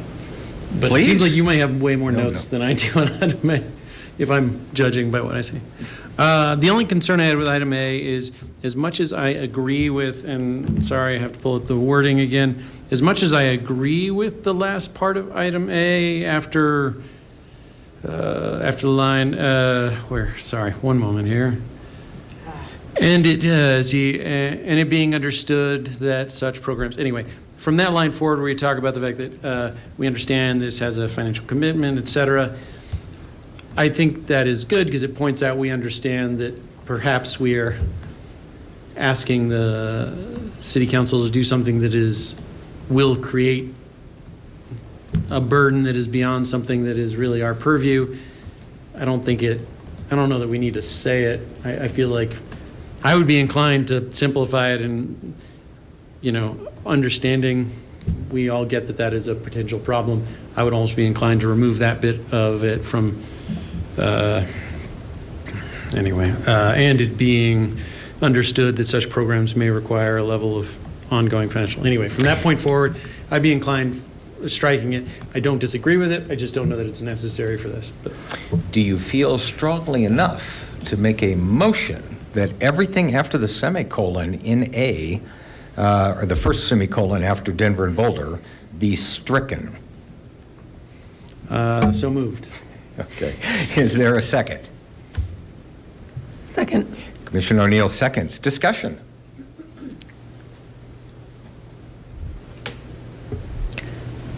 Commissioner Buckley. Thank you, Chair. I wrote that, and so I included it in my sentence because I wasn't sure if it would be obvious to every member of the City Council that this is a serious, budgetary and financial discussion, and I wanted to find a way to word that. They're all bright people, maybe they get that, but I just wanted to draw attention to it in case it wasn't obviously clear to them or really to any member of the public who's interested and may want to read the resolution that, yeah, that's what we're talking about. We're talking about something that is a multi-year budget and citywide priority, funding priority decision. And I'll simply add that I have no problem removing that. I think it is helpful to them, but maybe not necessary. So I would support it that being stricken, and it actually feeds into one other thing that I will suggest after we resolve this issue. But is there anybody else who would like to discuss the issue of removing that particular section of A?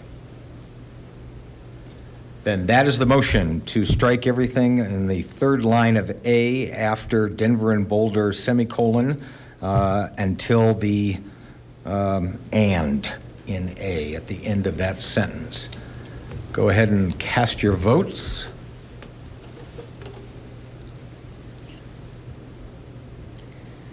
Not everyone has voted. Commissioner Peters, did you want to vote?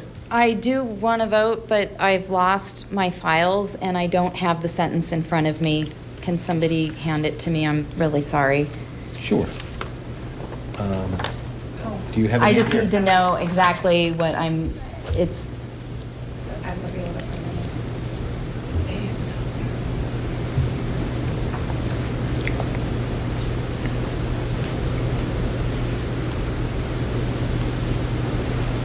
So you're striking the sentence that says, "and it being understood that such programs may require a level of ongoing financial commitment"? By the city of Lakewood that goes beyond the purview of the Planning Commission. You're just striking that because it's understood. It's extraneous and unnecessary. That is the motion, yeah. Thank you. I'm sorry. And that passes 6-1, so that change has been made as well. So, clear the votes. So I have, as I'm sure everyone has, dug into this issue of inclusionary zoning, and man, is there a lot out there. There are so many different programs that fit under inclusionary zoning, mandatory, incentivized. There are, it's been applied to so many things. There's been a lot of research there. I will tell you that my overall conclusion is that it's a mixed bag. There are some programs that have some success, others that do not. It does not strike me, based upon all that I have read, that this is kind of a silver bullet that everybody ought to do. Having said that, I absolutely think it should be a part of the mix. So I am completely comfortable suggesting that this be one of the considerations. Along the lines, though, of what Commissioner Buckley was pointing out, it really doesn't give credit to the complexities of a program like that for us to simply say the city council should establish a program that, is modeled after Denver and Boulder. I would suggest, and I would make a motion, that in the first sentence, we simply change the word establish to consider. And it's not a big change, but it's meant to say that this is something that they should take a very serious look at. But I'm not comfortable saying, I know for sure that the Denver program and something modeled after it is exactly what we ought to be doing here in Lakewood. I think the evidence is not yet in on that. So I would ask if there is a second for the motion in that first sentence to change establish to consider. Second. Commissioner Buckley seconds. And Can I make a friendly amendment to your motion? wow, yes, sure. Okay. Exactly to what you just said, and I appreciate your recognition that, the budget complexity of this is a real issue. And along the lines of what you're saying about, this is a mixed bag. It works to varying degrees of success in different places. I think it's based on the locality, based on the local economics and so forth. Can we say consider an incentives-based inclusionary zoning program? I will go and add the words incentive-based, precisely because the housing study, which is our economic analysis that the city has paid for in the past year, is pretty straightforward and clear that an inclusionary zoning program that is merely mandated by the zoning code with no financial incentives is just not economically viable and will not result in any affordable housing construction, and that's the opposite of what we want. And so I would say that part of my original desire to have wording in there about the ongoing financial consideration exactly is because that I feel that an incentives-based program would be better. So if you'll accept that as a friendly amendment, then I'd like to offer it. I will accept that as a friendly amendment. So the amendment that's in front of us is the city council should, instead of establish, consider an incentive-based inclusionary zoning program. Commissioner Kempner. Well, I could support the original change because all of these are just considerations. I cannot support incentivized. Incentivized inclusionary zoning is an oxymoron.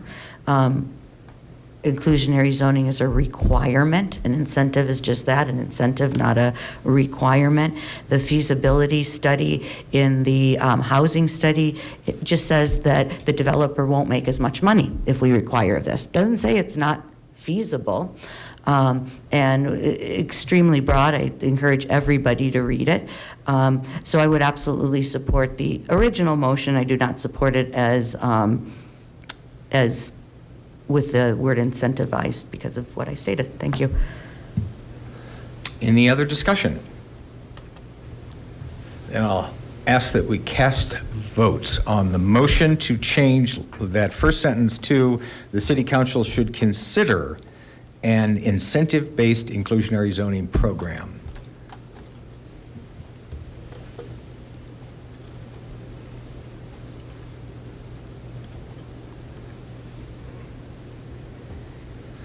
And that passes 5-2. Any further discussion, changes, additions? And I will also throw out, as I've already expressed a little bit, are people getting a little less comfortable with moving this resolution to City Council with some of the new ideas? That is always an option as well, to hold off. You're not required to vote for this or even make a motion that it be adopted, but I would first encourage any further comments. Commissioner Buckley. What month was it when, what month was it when City Council sent us this? It was sometime early in 2023, I believe. Right? February. All right, so this is 11 months old. I say let's respond to them and, end the year by ending this. That's where I'm feeling. So, yeah, I'm comfortable taking a final vote on this tonight, and I would be in support of the resolution if we were to take that final vote tonight. Is that a motion? To adopt the resolution as amended? Sure. I move to adopt the resolution as amended. Is there a second? Second. It's been seconded. Discussion on whether or not this amendment, this resolution, as amended this evening, should be approved and sent to City Council. Commissioner Peters. I guess I should have spoke up earlier before that last vote. I don't understand, it made sense to me, the incentives. We have incentives already for inclusionary housing, and it's not happening. So I guess maybe I have a concern about that. I thought it was kind of obvious, and so I was a little shocked that it got approved. And I guess I would just like to understand, how does that work? How is that any different than what we do today? Is it a mandate, and then there's an incentive with a mandate? Because we already have looked at so many incentives, and we've offered so many incentives. What is there left to offer or do on the incentive side? Commissioner Furman. Again, perhaps I should agonize over things less. I would have loved an extra couple of minutes, though I am still glad the way I voted, but only because I sat there thinking about the same thing. Like, in what way do you have inclusionary incentivized, well, or reverse that. Anyway, you get the gist. But I quickly started imagining ways in which you incentivize inclusionary housing, being permit fees. Again, it's a financial impact, but anything you can do to, as soon as the inclusionary, as soon as the home ownership, the cost of home ownership of the, whatever you're doing, 3 townhomes, or whatever the case may be, as soon as you start meeting some level of home ownership, anything you can do to help that, whether the permit fees is the first one that came to my mind, but I think there are incentives you could build into the system that would drive a cost benefit. So I imagine there are other ways. I was just going off the top of my head, but yes. Commissioner Peters. I still don't understand. It didn't make sense to me. We already have, you think the permit fees, reduced permit fees? It just wasn't clear to me. Would you, Commissioner Buckley, may also have a thought on that? You want him to answer? Do you have something else you'd want to say? No, I threw in my hat on that. Okay. Commissioner Buckley. Thank you. Yeah, I think there's a number more incentives that Lakewood could explore that we don't currently do. The incentives that I know of that currently exist in our code to build an affordable product include, if you're doing a multifamily product, you can add essentially 1 story of height if it's affordable. I think we've discussed in a planning commission previously that there's maybe 1 or 2 projects in the decade or so that clause has existed that have taken advantage of it, but it's been pretty minimal. And I think those projects were by the Metro West Housing Authority, Right. which would have built 100% affordable anyways. Now, it's great because they got to build an extra floor of affordable units, so I think, that incentive did do fine work there, and I'm glad we had it. But it hasn't really done much, like on the private market side, is my understanding. That's really the only incentive that I know of in the code. So there's probably plenty more we can do than that. I guess you could consider the exemption from having to obtain allocations under the strategic growth initiative or residential, growth limitation ordinance, whatever you want to call it. That kind of was an incentive that council tried, but that ordinance is going away. So to the extent that ever was an incentive, it's not going to be with us very soon. There's things about, permit fees, review times. There's a lot of things written into Prop 123, which, council passed a resolution on a few months ago to, pursue funding for about accelerating approval times. I think incentives can just include like funding, money, cold hard cash. That's what the Prop 123 money is supposed to do. It's not just a feel-good initiative that voters passed statewide to, there ought to be more affordable housing. It devotes a lot of money to it. Money talks. That can be a big incentive. There's probably a lot more ideas that I'm not thinking of right now, but those are the kinds of things. I mean, and of course I should say too that, the programs in Denver and Boulder, they, like say in the Boulder program, there's dedicated lots that are in the affordable homeownership program, and you agree to that in a contract with the city when you enter into buying it, and you agree to limit to some inflation rate, how much you're going to pull out of it in equity when you sell the home, how much you're going to sell it for, so that it's not increasing in price too fast, so that it's affordable for the next homeowner. Well, to make the economics of that work, I'm pretty sure Boulder is throwing a direct subsidy into that too. You could call the subsidy an incentive. So there's a lot of different things that word could mean in my mind. And I hope we get to explore them. Commissioner O'Neill. Thank you. I think that all of the things that Commissioner Buckley just mentioned, in addition to the last thing that I think Commissioner Buckley said, which is this is all he can think of right now, I think that it's important that, first of all, this is only a recommendation to City Council, and they can do with that what they choose. But I think the recommendation is important because there are a couple of incentives in the zoning code as it sits, but there, and I can't dream them up while I'm talking right now, but there, I think, are a vast array of things that could be discussed, looked at, and implemented. And if there aren't, that piece can be discarded, and incentives can become something that maybe is not possible. But I think it's important to recommend that they look at that, because it really is kind of a carrot, at least, to try to get developers to see value in doing that. So to me, I'm supportive of it because of that. Thanks. Commissioner Kentner.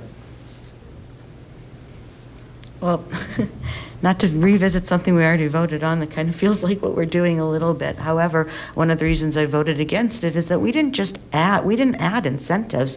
The potential for incentives was already there. We just took away the potential for a requirement as we look at that. I can name a couple other incentives that we have.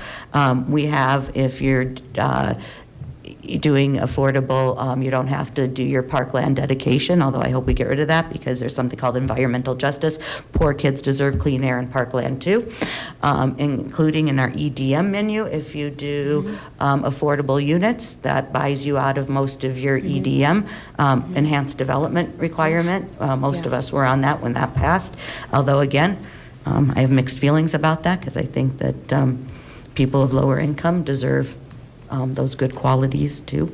However, again, I want to say that's why I didn't support it, because those incentives are great.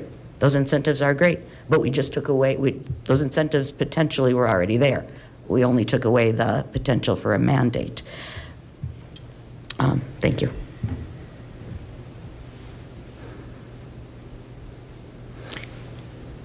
If there's no other discussion on the main motion about approving the resolution, I'll simply say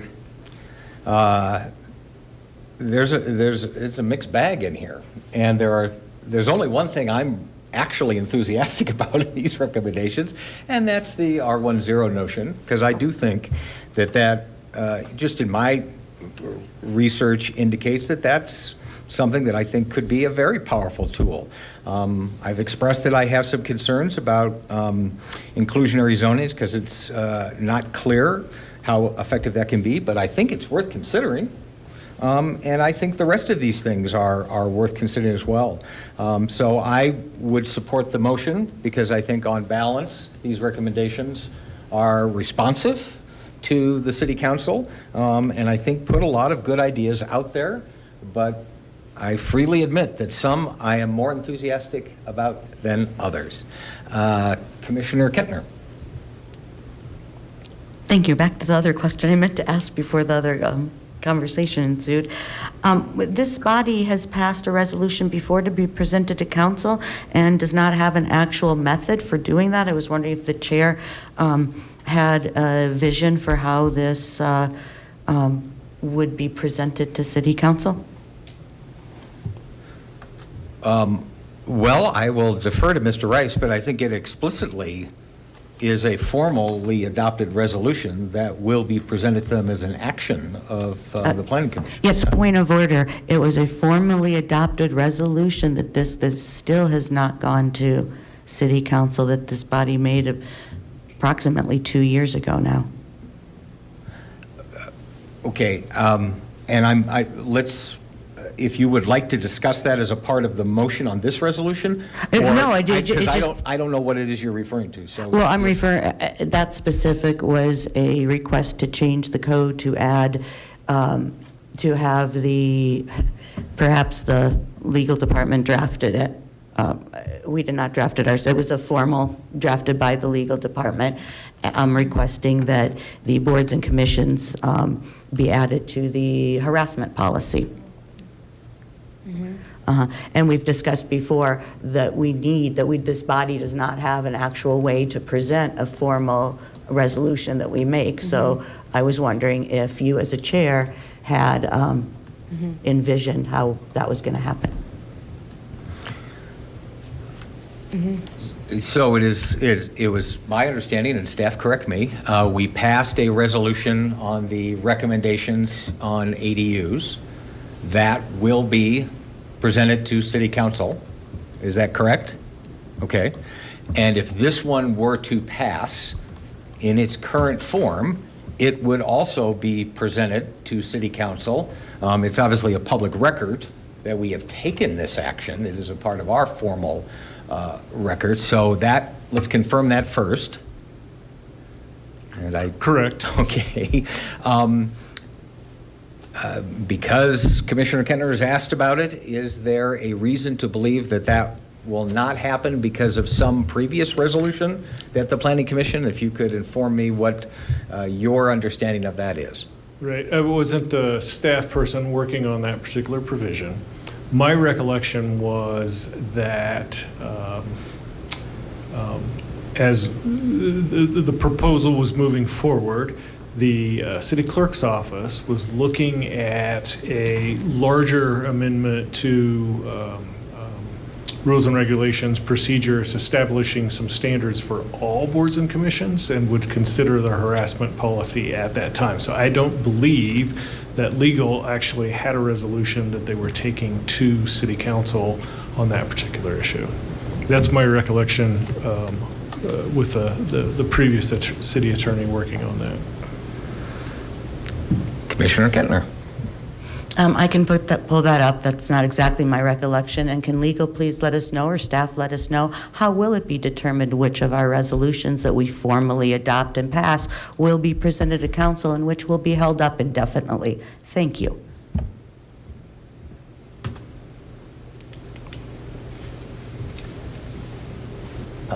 Commissioner O'Neill. I just wanted to add to that, not the harassment piece of that, and I do recall discussing that, and I think I recall what Mr. Rice also stated was that it was going to be folded to include all boards and commissions.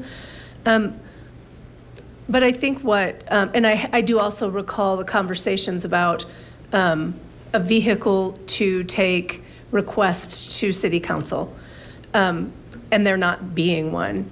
And so I think that I think is probably something we could discuss during general business about scheduling time to talk about in the future. But I would say in this particular instance, and this particular recommendation, because we were engaged by city council and we're answering city council request, would be my assumption that then it would easily be folded or sent forward. Thanks. I will have to confess, I've never heard of a problem like this on a public body. If a public body has legal authority and a public body takes lawful action, I wasn't aware that there was a way.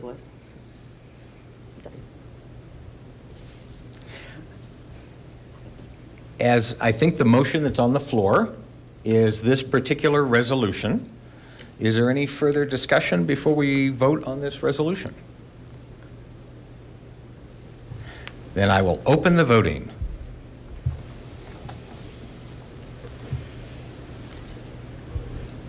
And that passes unanimously, 7-0. Thank you very much. We'll clear the votes. That was the substantive item number, was it 4? Where's my agenda? I've lost it. Thank you. So now we go to item 5, general business, and there's actually 2 things that we want to discuss on this. One is Mr. Rice wants to talk about schedule, and then I had one other issue that I wanted to bring up for the consideration of the commission. I just wanted to let the commission know that the next meeting before the commission will be January 17th. And I've actually confirmed that with all the parties. Lauren, I think I'm giving you the heads up now, but all the staff to hold the meeting. 2 items. One, I've talked a little bit, and the commission has asked questions about the comprehensive plan and so forth. Christy Ivanoff and Roger Wadnall will join us on the 17th for kind of an overview of where the comprehensive planning process is and steps moving forward. So there's not going to be a lot of detail or presentation, just where we've been, where we're at, and where we're going. So they plan on coming back to the commission later in first quarter, second quarter of 2024, but they wanted to join us and just give us a heads up. Second is I have a special use also potentially for that night. I thought I would have it confirmed tonight, but we may have that request coming before the commission as well on the 17th. Thank you. Any questions for Mr. Rice? So hopefully this is a small matter. I have given some thought to whether we should amend our bylaws to specifically allow ad hoc committees. This was something that was done with the Historical Commission, and we have a number of recommendations that we've just approved that go to City Council that may very well result in us having to do additional work, and they may give us additional requests. And the ad hoc committee language, which I would suggest we simply adopt the identical language with the proper cross references to what is in the Historical Commission. It's that ad hoc committees may be formed by a majority vote of the commission to carry out the powers and duties of the commission as set forth in. Any ad hoc committee established pursuant to these is temporary and is intended to address a specific project. The ad hoc committee shall have at least 2 members. Ad hoc committees shall only meet during regular or special meetings already scheduled. Once an assigned project has been completed, the ad hoc committee automatically dissolves until the commission assigns additional projects to a committee. So conceptually, I guess I'm curious whether that's something that the commission members feel would be a good addition to our bylaws. Commissioner Furman. You'll forgive my ignorance, but the piece of that bylaw that talks about the ad hoc committees meeting during regular meeting times, I don't remember the exact phrasing. I really don't, I guess I need to understand how that works. Sure. So I may defer to council on that. It was my understanding that because you're already noticing it under Open Meetings Act and it's on the agenda, that would be the appropriate time, pre or post, maybe full commission meeting, but Correct. So the intent when we drafted this for the Historic Preservation Commission was that essentially they would have a regular meeting time already scheduled and or a special meeting time already scheduled, and then they would either convene the full body commission meeting first and then would have the ad hoc committee, and it would still be noticed and everything, but have the ad hoc committee either subsequent or prior to that one. The reason, and I'll just do a little bit of background, the Historic Preservation Commission, much like this commission at times, was not able to have a full 7 members for a while. They were operating with, I think, 4 for a very long time. They had certain events like May was Historic Preservation Month, and they wanted a small working group to work on like community outreach, and they wanted to have like 2 or 3 members doing that, maybe not all 4 because they were already doing grant work and some other stuff. They wouldn't be able to establish a quorum with the numbers they already had, so that's sort of why we tried to work on this ad hoc committee notion or idea, because they have recurring sort of specific ad hoc committees. I think that they have the, like I said, the Preservation Month. They have CGL or CLG, I can't remember what it's called, but the certification, and then they had like a grant work that they continually do. So I think if this commission anticipates that it will have specific work from council, not cases, because that would obviously be the entire body, but specific follow-up work where you might have small working groups or something like that, then you may want to do ad hoc committees, you may not. You may want the full body. Obviously, that's up to this commission to decide. Commissioner Peters. Yeah, thank you. So my question is, do you envision an ad hoc committee to be just a smaller subgroup of the planning committee, planning commission, or do you envision other individuals being on these committees? I think the answer is based on what if we followed this model that's already applied to another city commission, it would be only members of the commission. It's a subset of the commission. It may be that 3 individuals say, I really want to work on these recommendations having to do with, R10 smaller lot size, and the entire commission we get the benefit of their more thoughtful consideration, and they come to us and they say, well, this is our recommendation. Nothing happens without full commission approval. But is there a concern about having committees? Go ahead, Peters. Commissioner Peters. I guess I have a concern in that perhaps there's a topic that I would want to be involved in and I don't want to be excluded, and another commissioner may also feel the same way. It's kind of like not impacting your use by right. You don't want to impact the ability to participate if there's a desire to participate. I wouldn't want any commissioner to be limited or excluded through that. Is there a way to address that? Thank you. Yeah, I would simply say, and I guess I'll again ask council's view on this. The ad hoc committee has no authority. I thought they can't do anything that is not asked of them by the full commission. They cannot take any actions that have any authority over the commission. So every commissioner still is in the same position. But am I misunderstanding that? No, they would have to, any ad hoc committee, certainly can't vote or make a recommendation. What they would be doing is essentially doing the small group work and then bringing it to the body for consideration. So, for instance, like just as an example, for like the group that's going to meet in the upcoming May Preservation Month, they're going to come up with a few ideas about how they want to do outreach. They then are going to come to the regularly scheduled meeting. I think it's in March, so I think it's before May Preservation Month. And they're going to say, these are our 4 ideas for outreach, and they're going to do a vote, of the commission. Just to give you, and again, I keep using this one group just because that's the only group that I know has standing ad hoc committees and what they're used for. But Commissioner Kentner. My initial reaction, my gut is saying it's not a good idea. We're already a small working group. That's kind of what we are. We don't meet very often as it is. I don't see anything that we would really warrant an ad hoc committee for. And the reality and the fact when we say, yes, absolutely, legally it comes to the full body.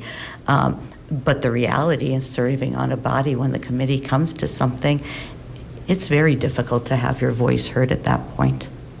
At that point, we hear, are there any questions for our committee members who have already put so much thoughtful work into this? And it sounds good, but I don't think it's really warranted at this point. And I think that we do really good work all together. And if something comes up, we could definitely look at that. Ms. Stanek, would there be anything that would stop us from, for example, if we were to hold, if there was a concern that maybe not everybody was going to be here, and there was a topic that still maybe wanted to make progress on, would it be possible to hold a workshop without a quorum? Or would that only be as an ad hoc committee that we could do that? I know we did a study session once, I think, without a quorum. this would probably be a better question for Mr. Rice, because my initial thought is to say that I don't think we can have a workshop without a quorum if we don't, have the ad hoc committee set up. And the reason being is because, to even create the ad hoc committee, there has to be a vote of the body to create it, basically designate it and designate their work. So I would at least want that framework in place if people were going to try to say, like, we'd like to have a study session for this group on, the R10, a study session for this group, or a workshop for this group on the inclusionary zoning or incentives or something like that. I think it would I would be concerned if Mr. Rice were to say to me, we don't have a quorum tonight, could we just do some sort of workshop on this subject that we were all excited to discuss? I would probably say, no, without a quorum and without the framework in place, we should just reschedule. Okay. I still think as a body of 7 that we're not that large that we would warrant at this point ad hoc committees. And I think that I agree with what Commissioner Peters said. Thank you. Commissioner O'Neill. I'm not sure if this is a question for legal or a question for the chair or for Mr. Rice, but how is the ad hoc committee formed? Like, who determines, is there a minimum amount of people that need to be on it? To me, it sounds like it allows us to meet in groups of more than 2 to discuss a topic, and it's legalized or allowed because then that gets presented to the entire body, and that's how it's moved forward and voted upon. I do understand Commissioner Kettner's concern with, once folks have put a bunch of time into it, it's very difficult then to come forth and say, I think this is all terrible and I don't agree with any of it, and these are my reasons, whatever, or I want you to look at this all over again. It is, I do hear that, and I think that is a concern. But the benefit to me a bit outweighs that risk, and I think we all have pretty strong voices on this commission. So it's difficult to ignore us. But at the end of the day, I'm curious how it's formed, who determines who is allowed on that ad hoc committee. And then, really that's it, I guess. Just how does that work? Right. So this is being brought up in general business only to see if we should ask staff to draft for us a potential amendment to the bylaws. My thought, because I like uniformity, and if we have other city commissions that have similar powers, it's logical to me that all city commissions, and we only have a handful, should have similar authority. But what has been approved, and I think would be a good starting place, because it's already what they've approved and city council has approved for them, is that it has to be a majority of the commission to form. They are temporary in nature on a specific issue. They have to have at least 2 members, and they have to meet at regular or special meeting scheduled times. Now, I understood that to be maybe the working group could meet, if they're a lawful ad hoc committee, they can meet at the regular time that the commission would meet, but the full commission wouldn't have to meet. So it's really about efficiency, in my view, but I hear the other concerns. Did you, Commissioner Kentner, did you still have your light on, or is that No, I just turned it on. Commissioner again. Peters?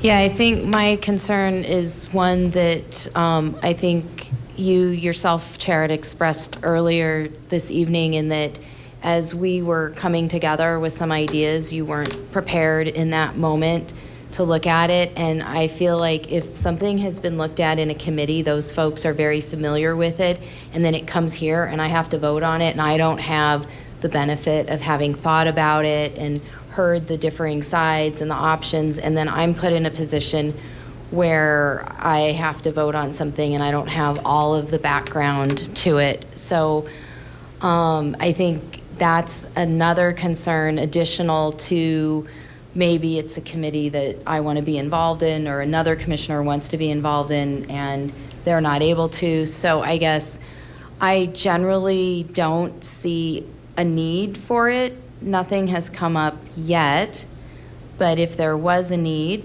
I'd be interested to know what those applications could be.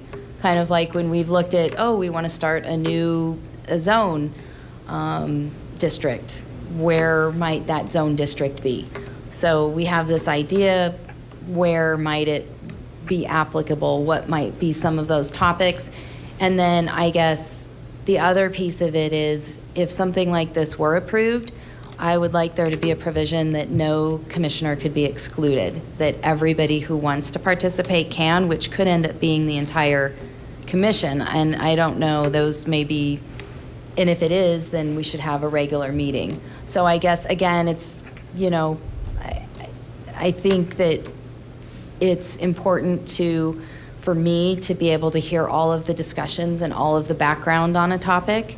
And I just wouldn't want to see myself or any other commissioner excluded from that ground level work that allows all of that background information and input. So I have concerns, and I hope that you'll consider those and address them.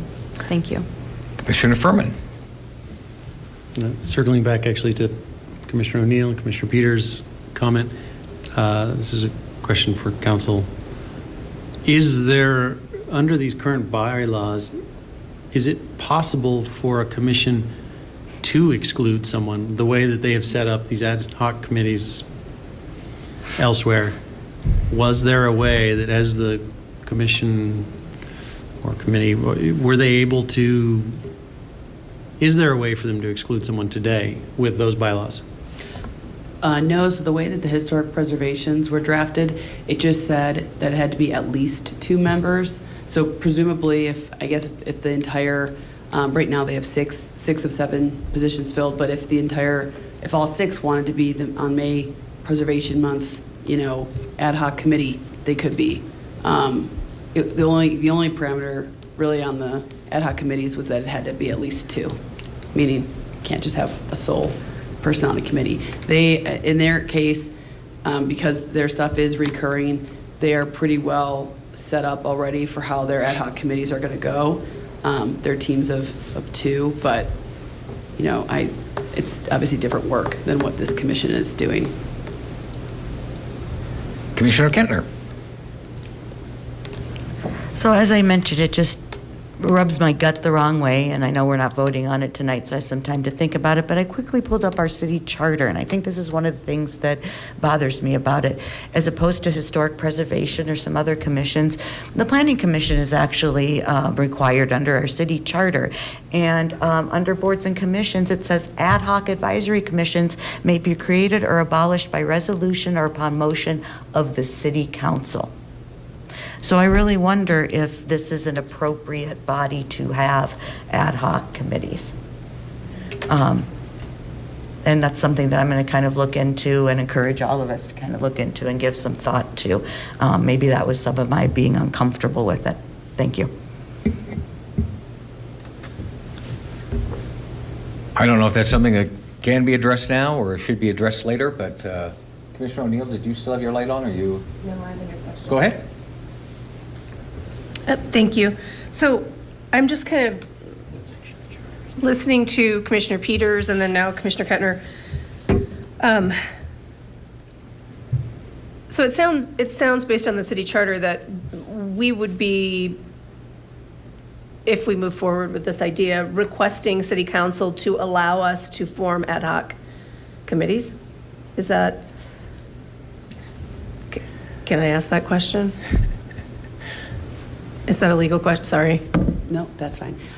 So yeah, it is slightly different because the Historic Preservation Commission was an advent of, it obviously came later than the Planning Commission and Board of Adjustment. So with the Historic Preservation Commission, the code and their bylaws only required them to make a recommendation to council, and then it was in the form of a resolution that their bylaws were amended.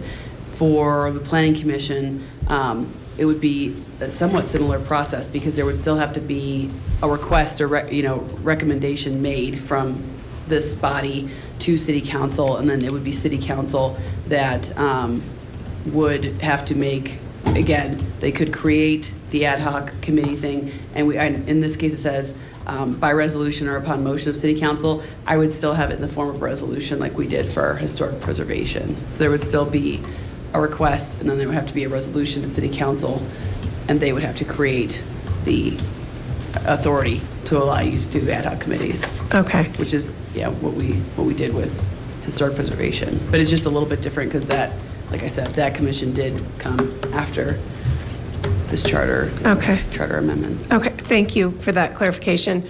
I mean, I think in my mind, the value of having an ad hoc committee is all of the very lengthy meetings that we've held discussing housing and zoning change, I mean, everything that we do. However, a lot of our meetings end with, well, if we said something like this, and then I'm going to go back and study that a little bit more, and then it results in more meetings where we come back with a little bit more information and time to be thoughtful about those things. And I think that would all still occur, but it would allow folks to, whoever is on the committee, to meet and dive a little deeper into those issues and actually be researching instead of trying to discuss it in a meeting where we're potentially voting on something.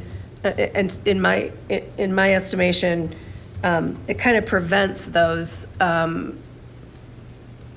ideas that have just blown us all out of the water and we don't know what to think of it, because there's a body that has taken some time to discuss that. And it doesn't mean that it just automatically passes because somebody spent, some people spent time on it, but it does allow for a little bit more question and answer because folks have spent time devoted to doing a deeper dive than we were able to do during these regular meetings. So I would support the request to move forward with that, with the ad hoc idea.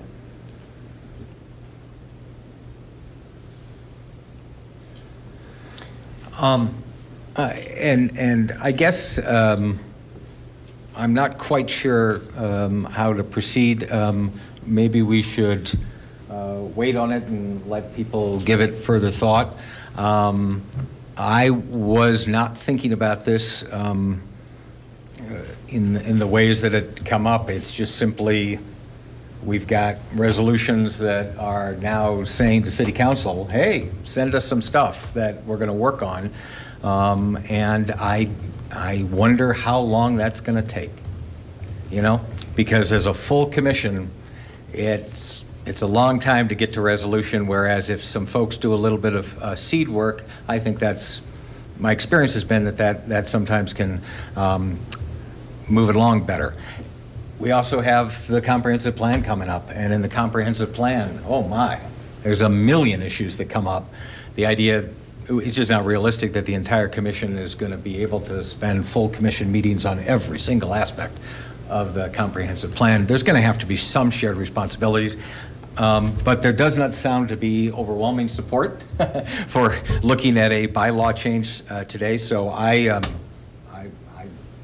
I'm more than happy to put that on hold and see if, as the workload increases, if folks maybe feel that there might be some utility in it in the future. Mr. Buckley, Commissioner Buckley. Thank you, Chairman Kolkmeyer. Yeah, I would say let's keep this idea maybe in our back pocket and come back to it is where I'm feeling. I guess tonight we just succeeded in finally passing a resolution about affordable homeownership. Last time we finally wrapped up our ADU discussion. Both of those assignments to us from City Council came early on, like February, March of 2023, and here it is November, December. We finished them, but really we kind of had study sessions, and I felt we were a little bit uncertain how to proceed. And then in early October, there was a big change on the commission, and that change was just that we made the decision that we're going to have a lot more meetings and a lot less study sessions. And these meetings in the past several months, since the beginning of October, I think have been very productive compared to what we were doing before then. And I do think that perhaps if we had just made ourselves have meetings with public hearings and the discussions and motions and votes so we can see how everyone's falling on everything, if we had done that sooner than October, I think we might have wrapped up some of these items quicker. So we've stumbled upon a format that I think is a lot more efficient and productive than what this commission has been prior to just October of this year. And for that, I'm really grateful. And I'll credit you, Chair, for coming up with the idea of structuring us that way. So thanks, and let's plow ahead the next few months and see if we can keep on being efficient, doing what we're doing, and keep this idea in our back pockets if we need it. Clearly, the benefit of having ad hoc committees is efficiency. I hear everyone's concerns about everyone's voice needing to be heard, and I feel we do better work when everyone gets to participate and have their voice heard, and understand that we don't all agree at the same time, and that's why we have votes like we had tonight, and we figure out where consensus lies. I like this system. So not saying no, not saying yes, but let's hold it off and we can consider. Appreciate that. Is there any other general business to come before the commission? If not, I do have a question. Certainly. Yeah, so we brought this up kind of right before we voted on the resolution tonight, just about the harassment policy resolution that we voted on that right after Commissioner Furman and Greg Lunas and I came on commission, so I think that was about a year and a half ago.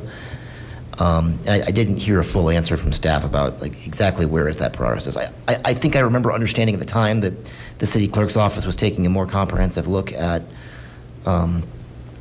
rules for all the boards and commissions, but that was a year and a half ago. So is there a status update of where is that and what's happening next, if you all know?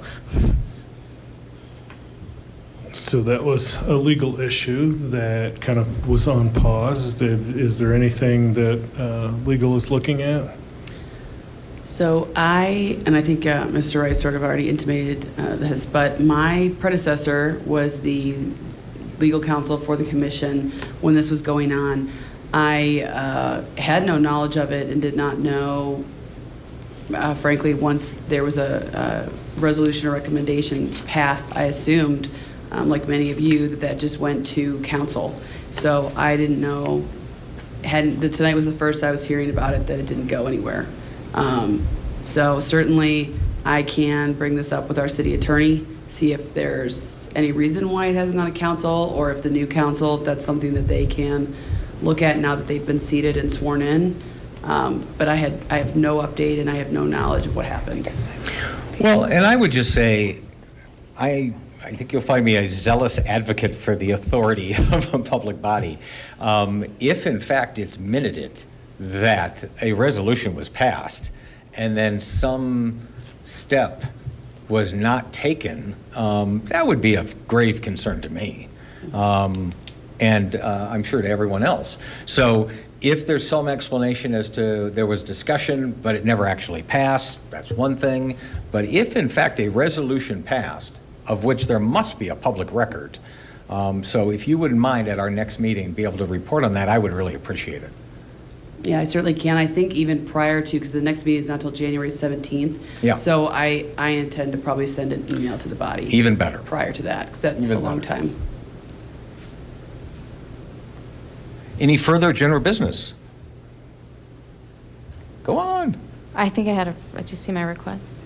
Oh, I'm sorry. Commissioner Peters. Thank you.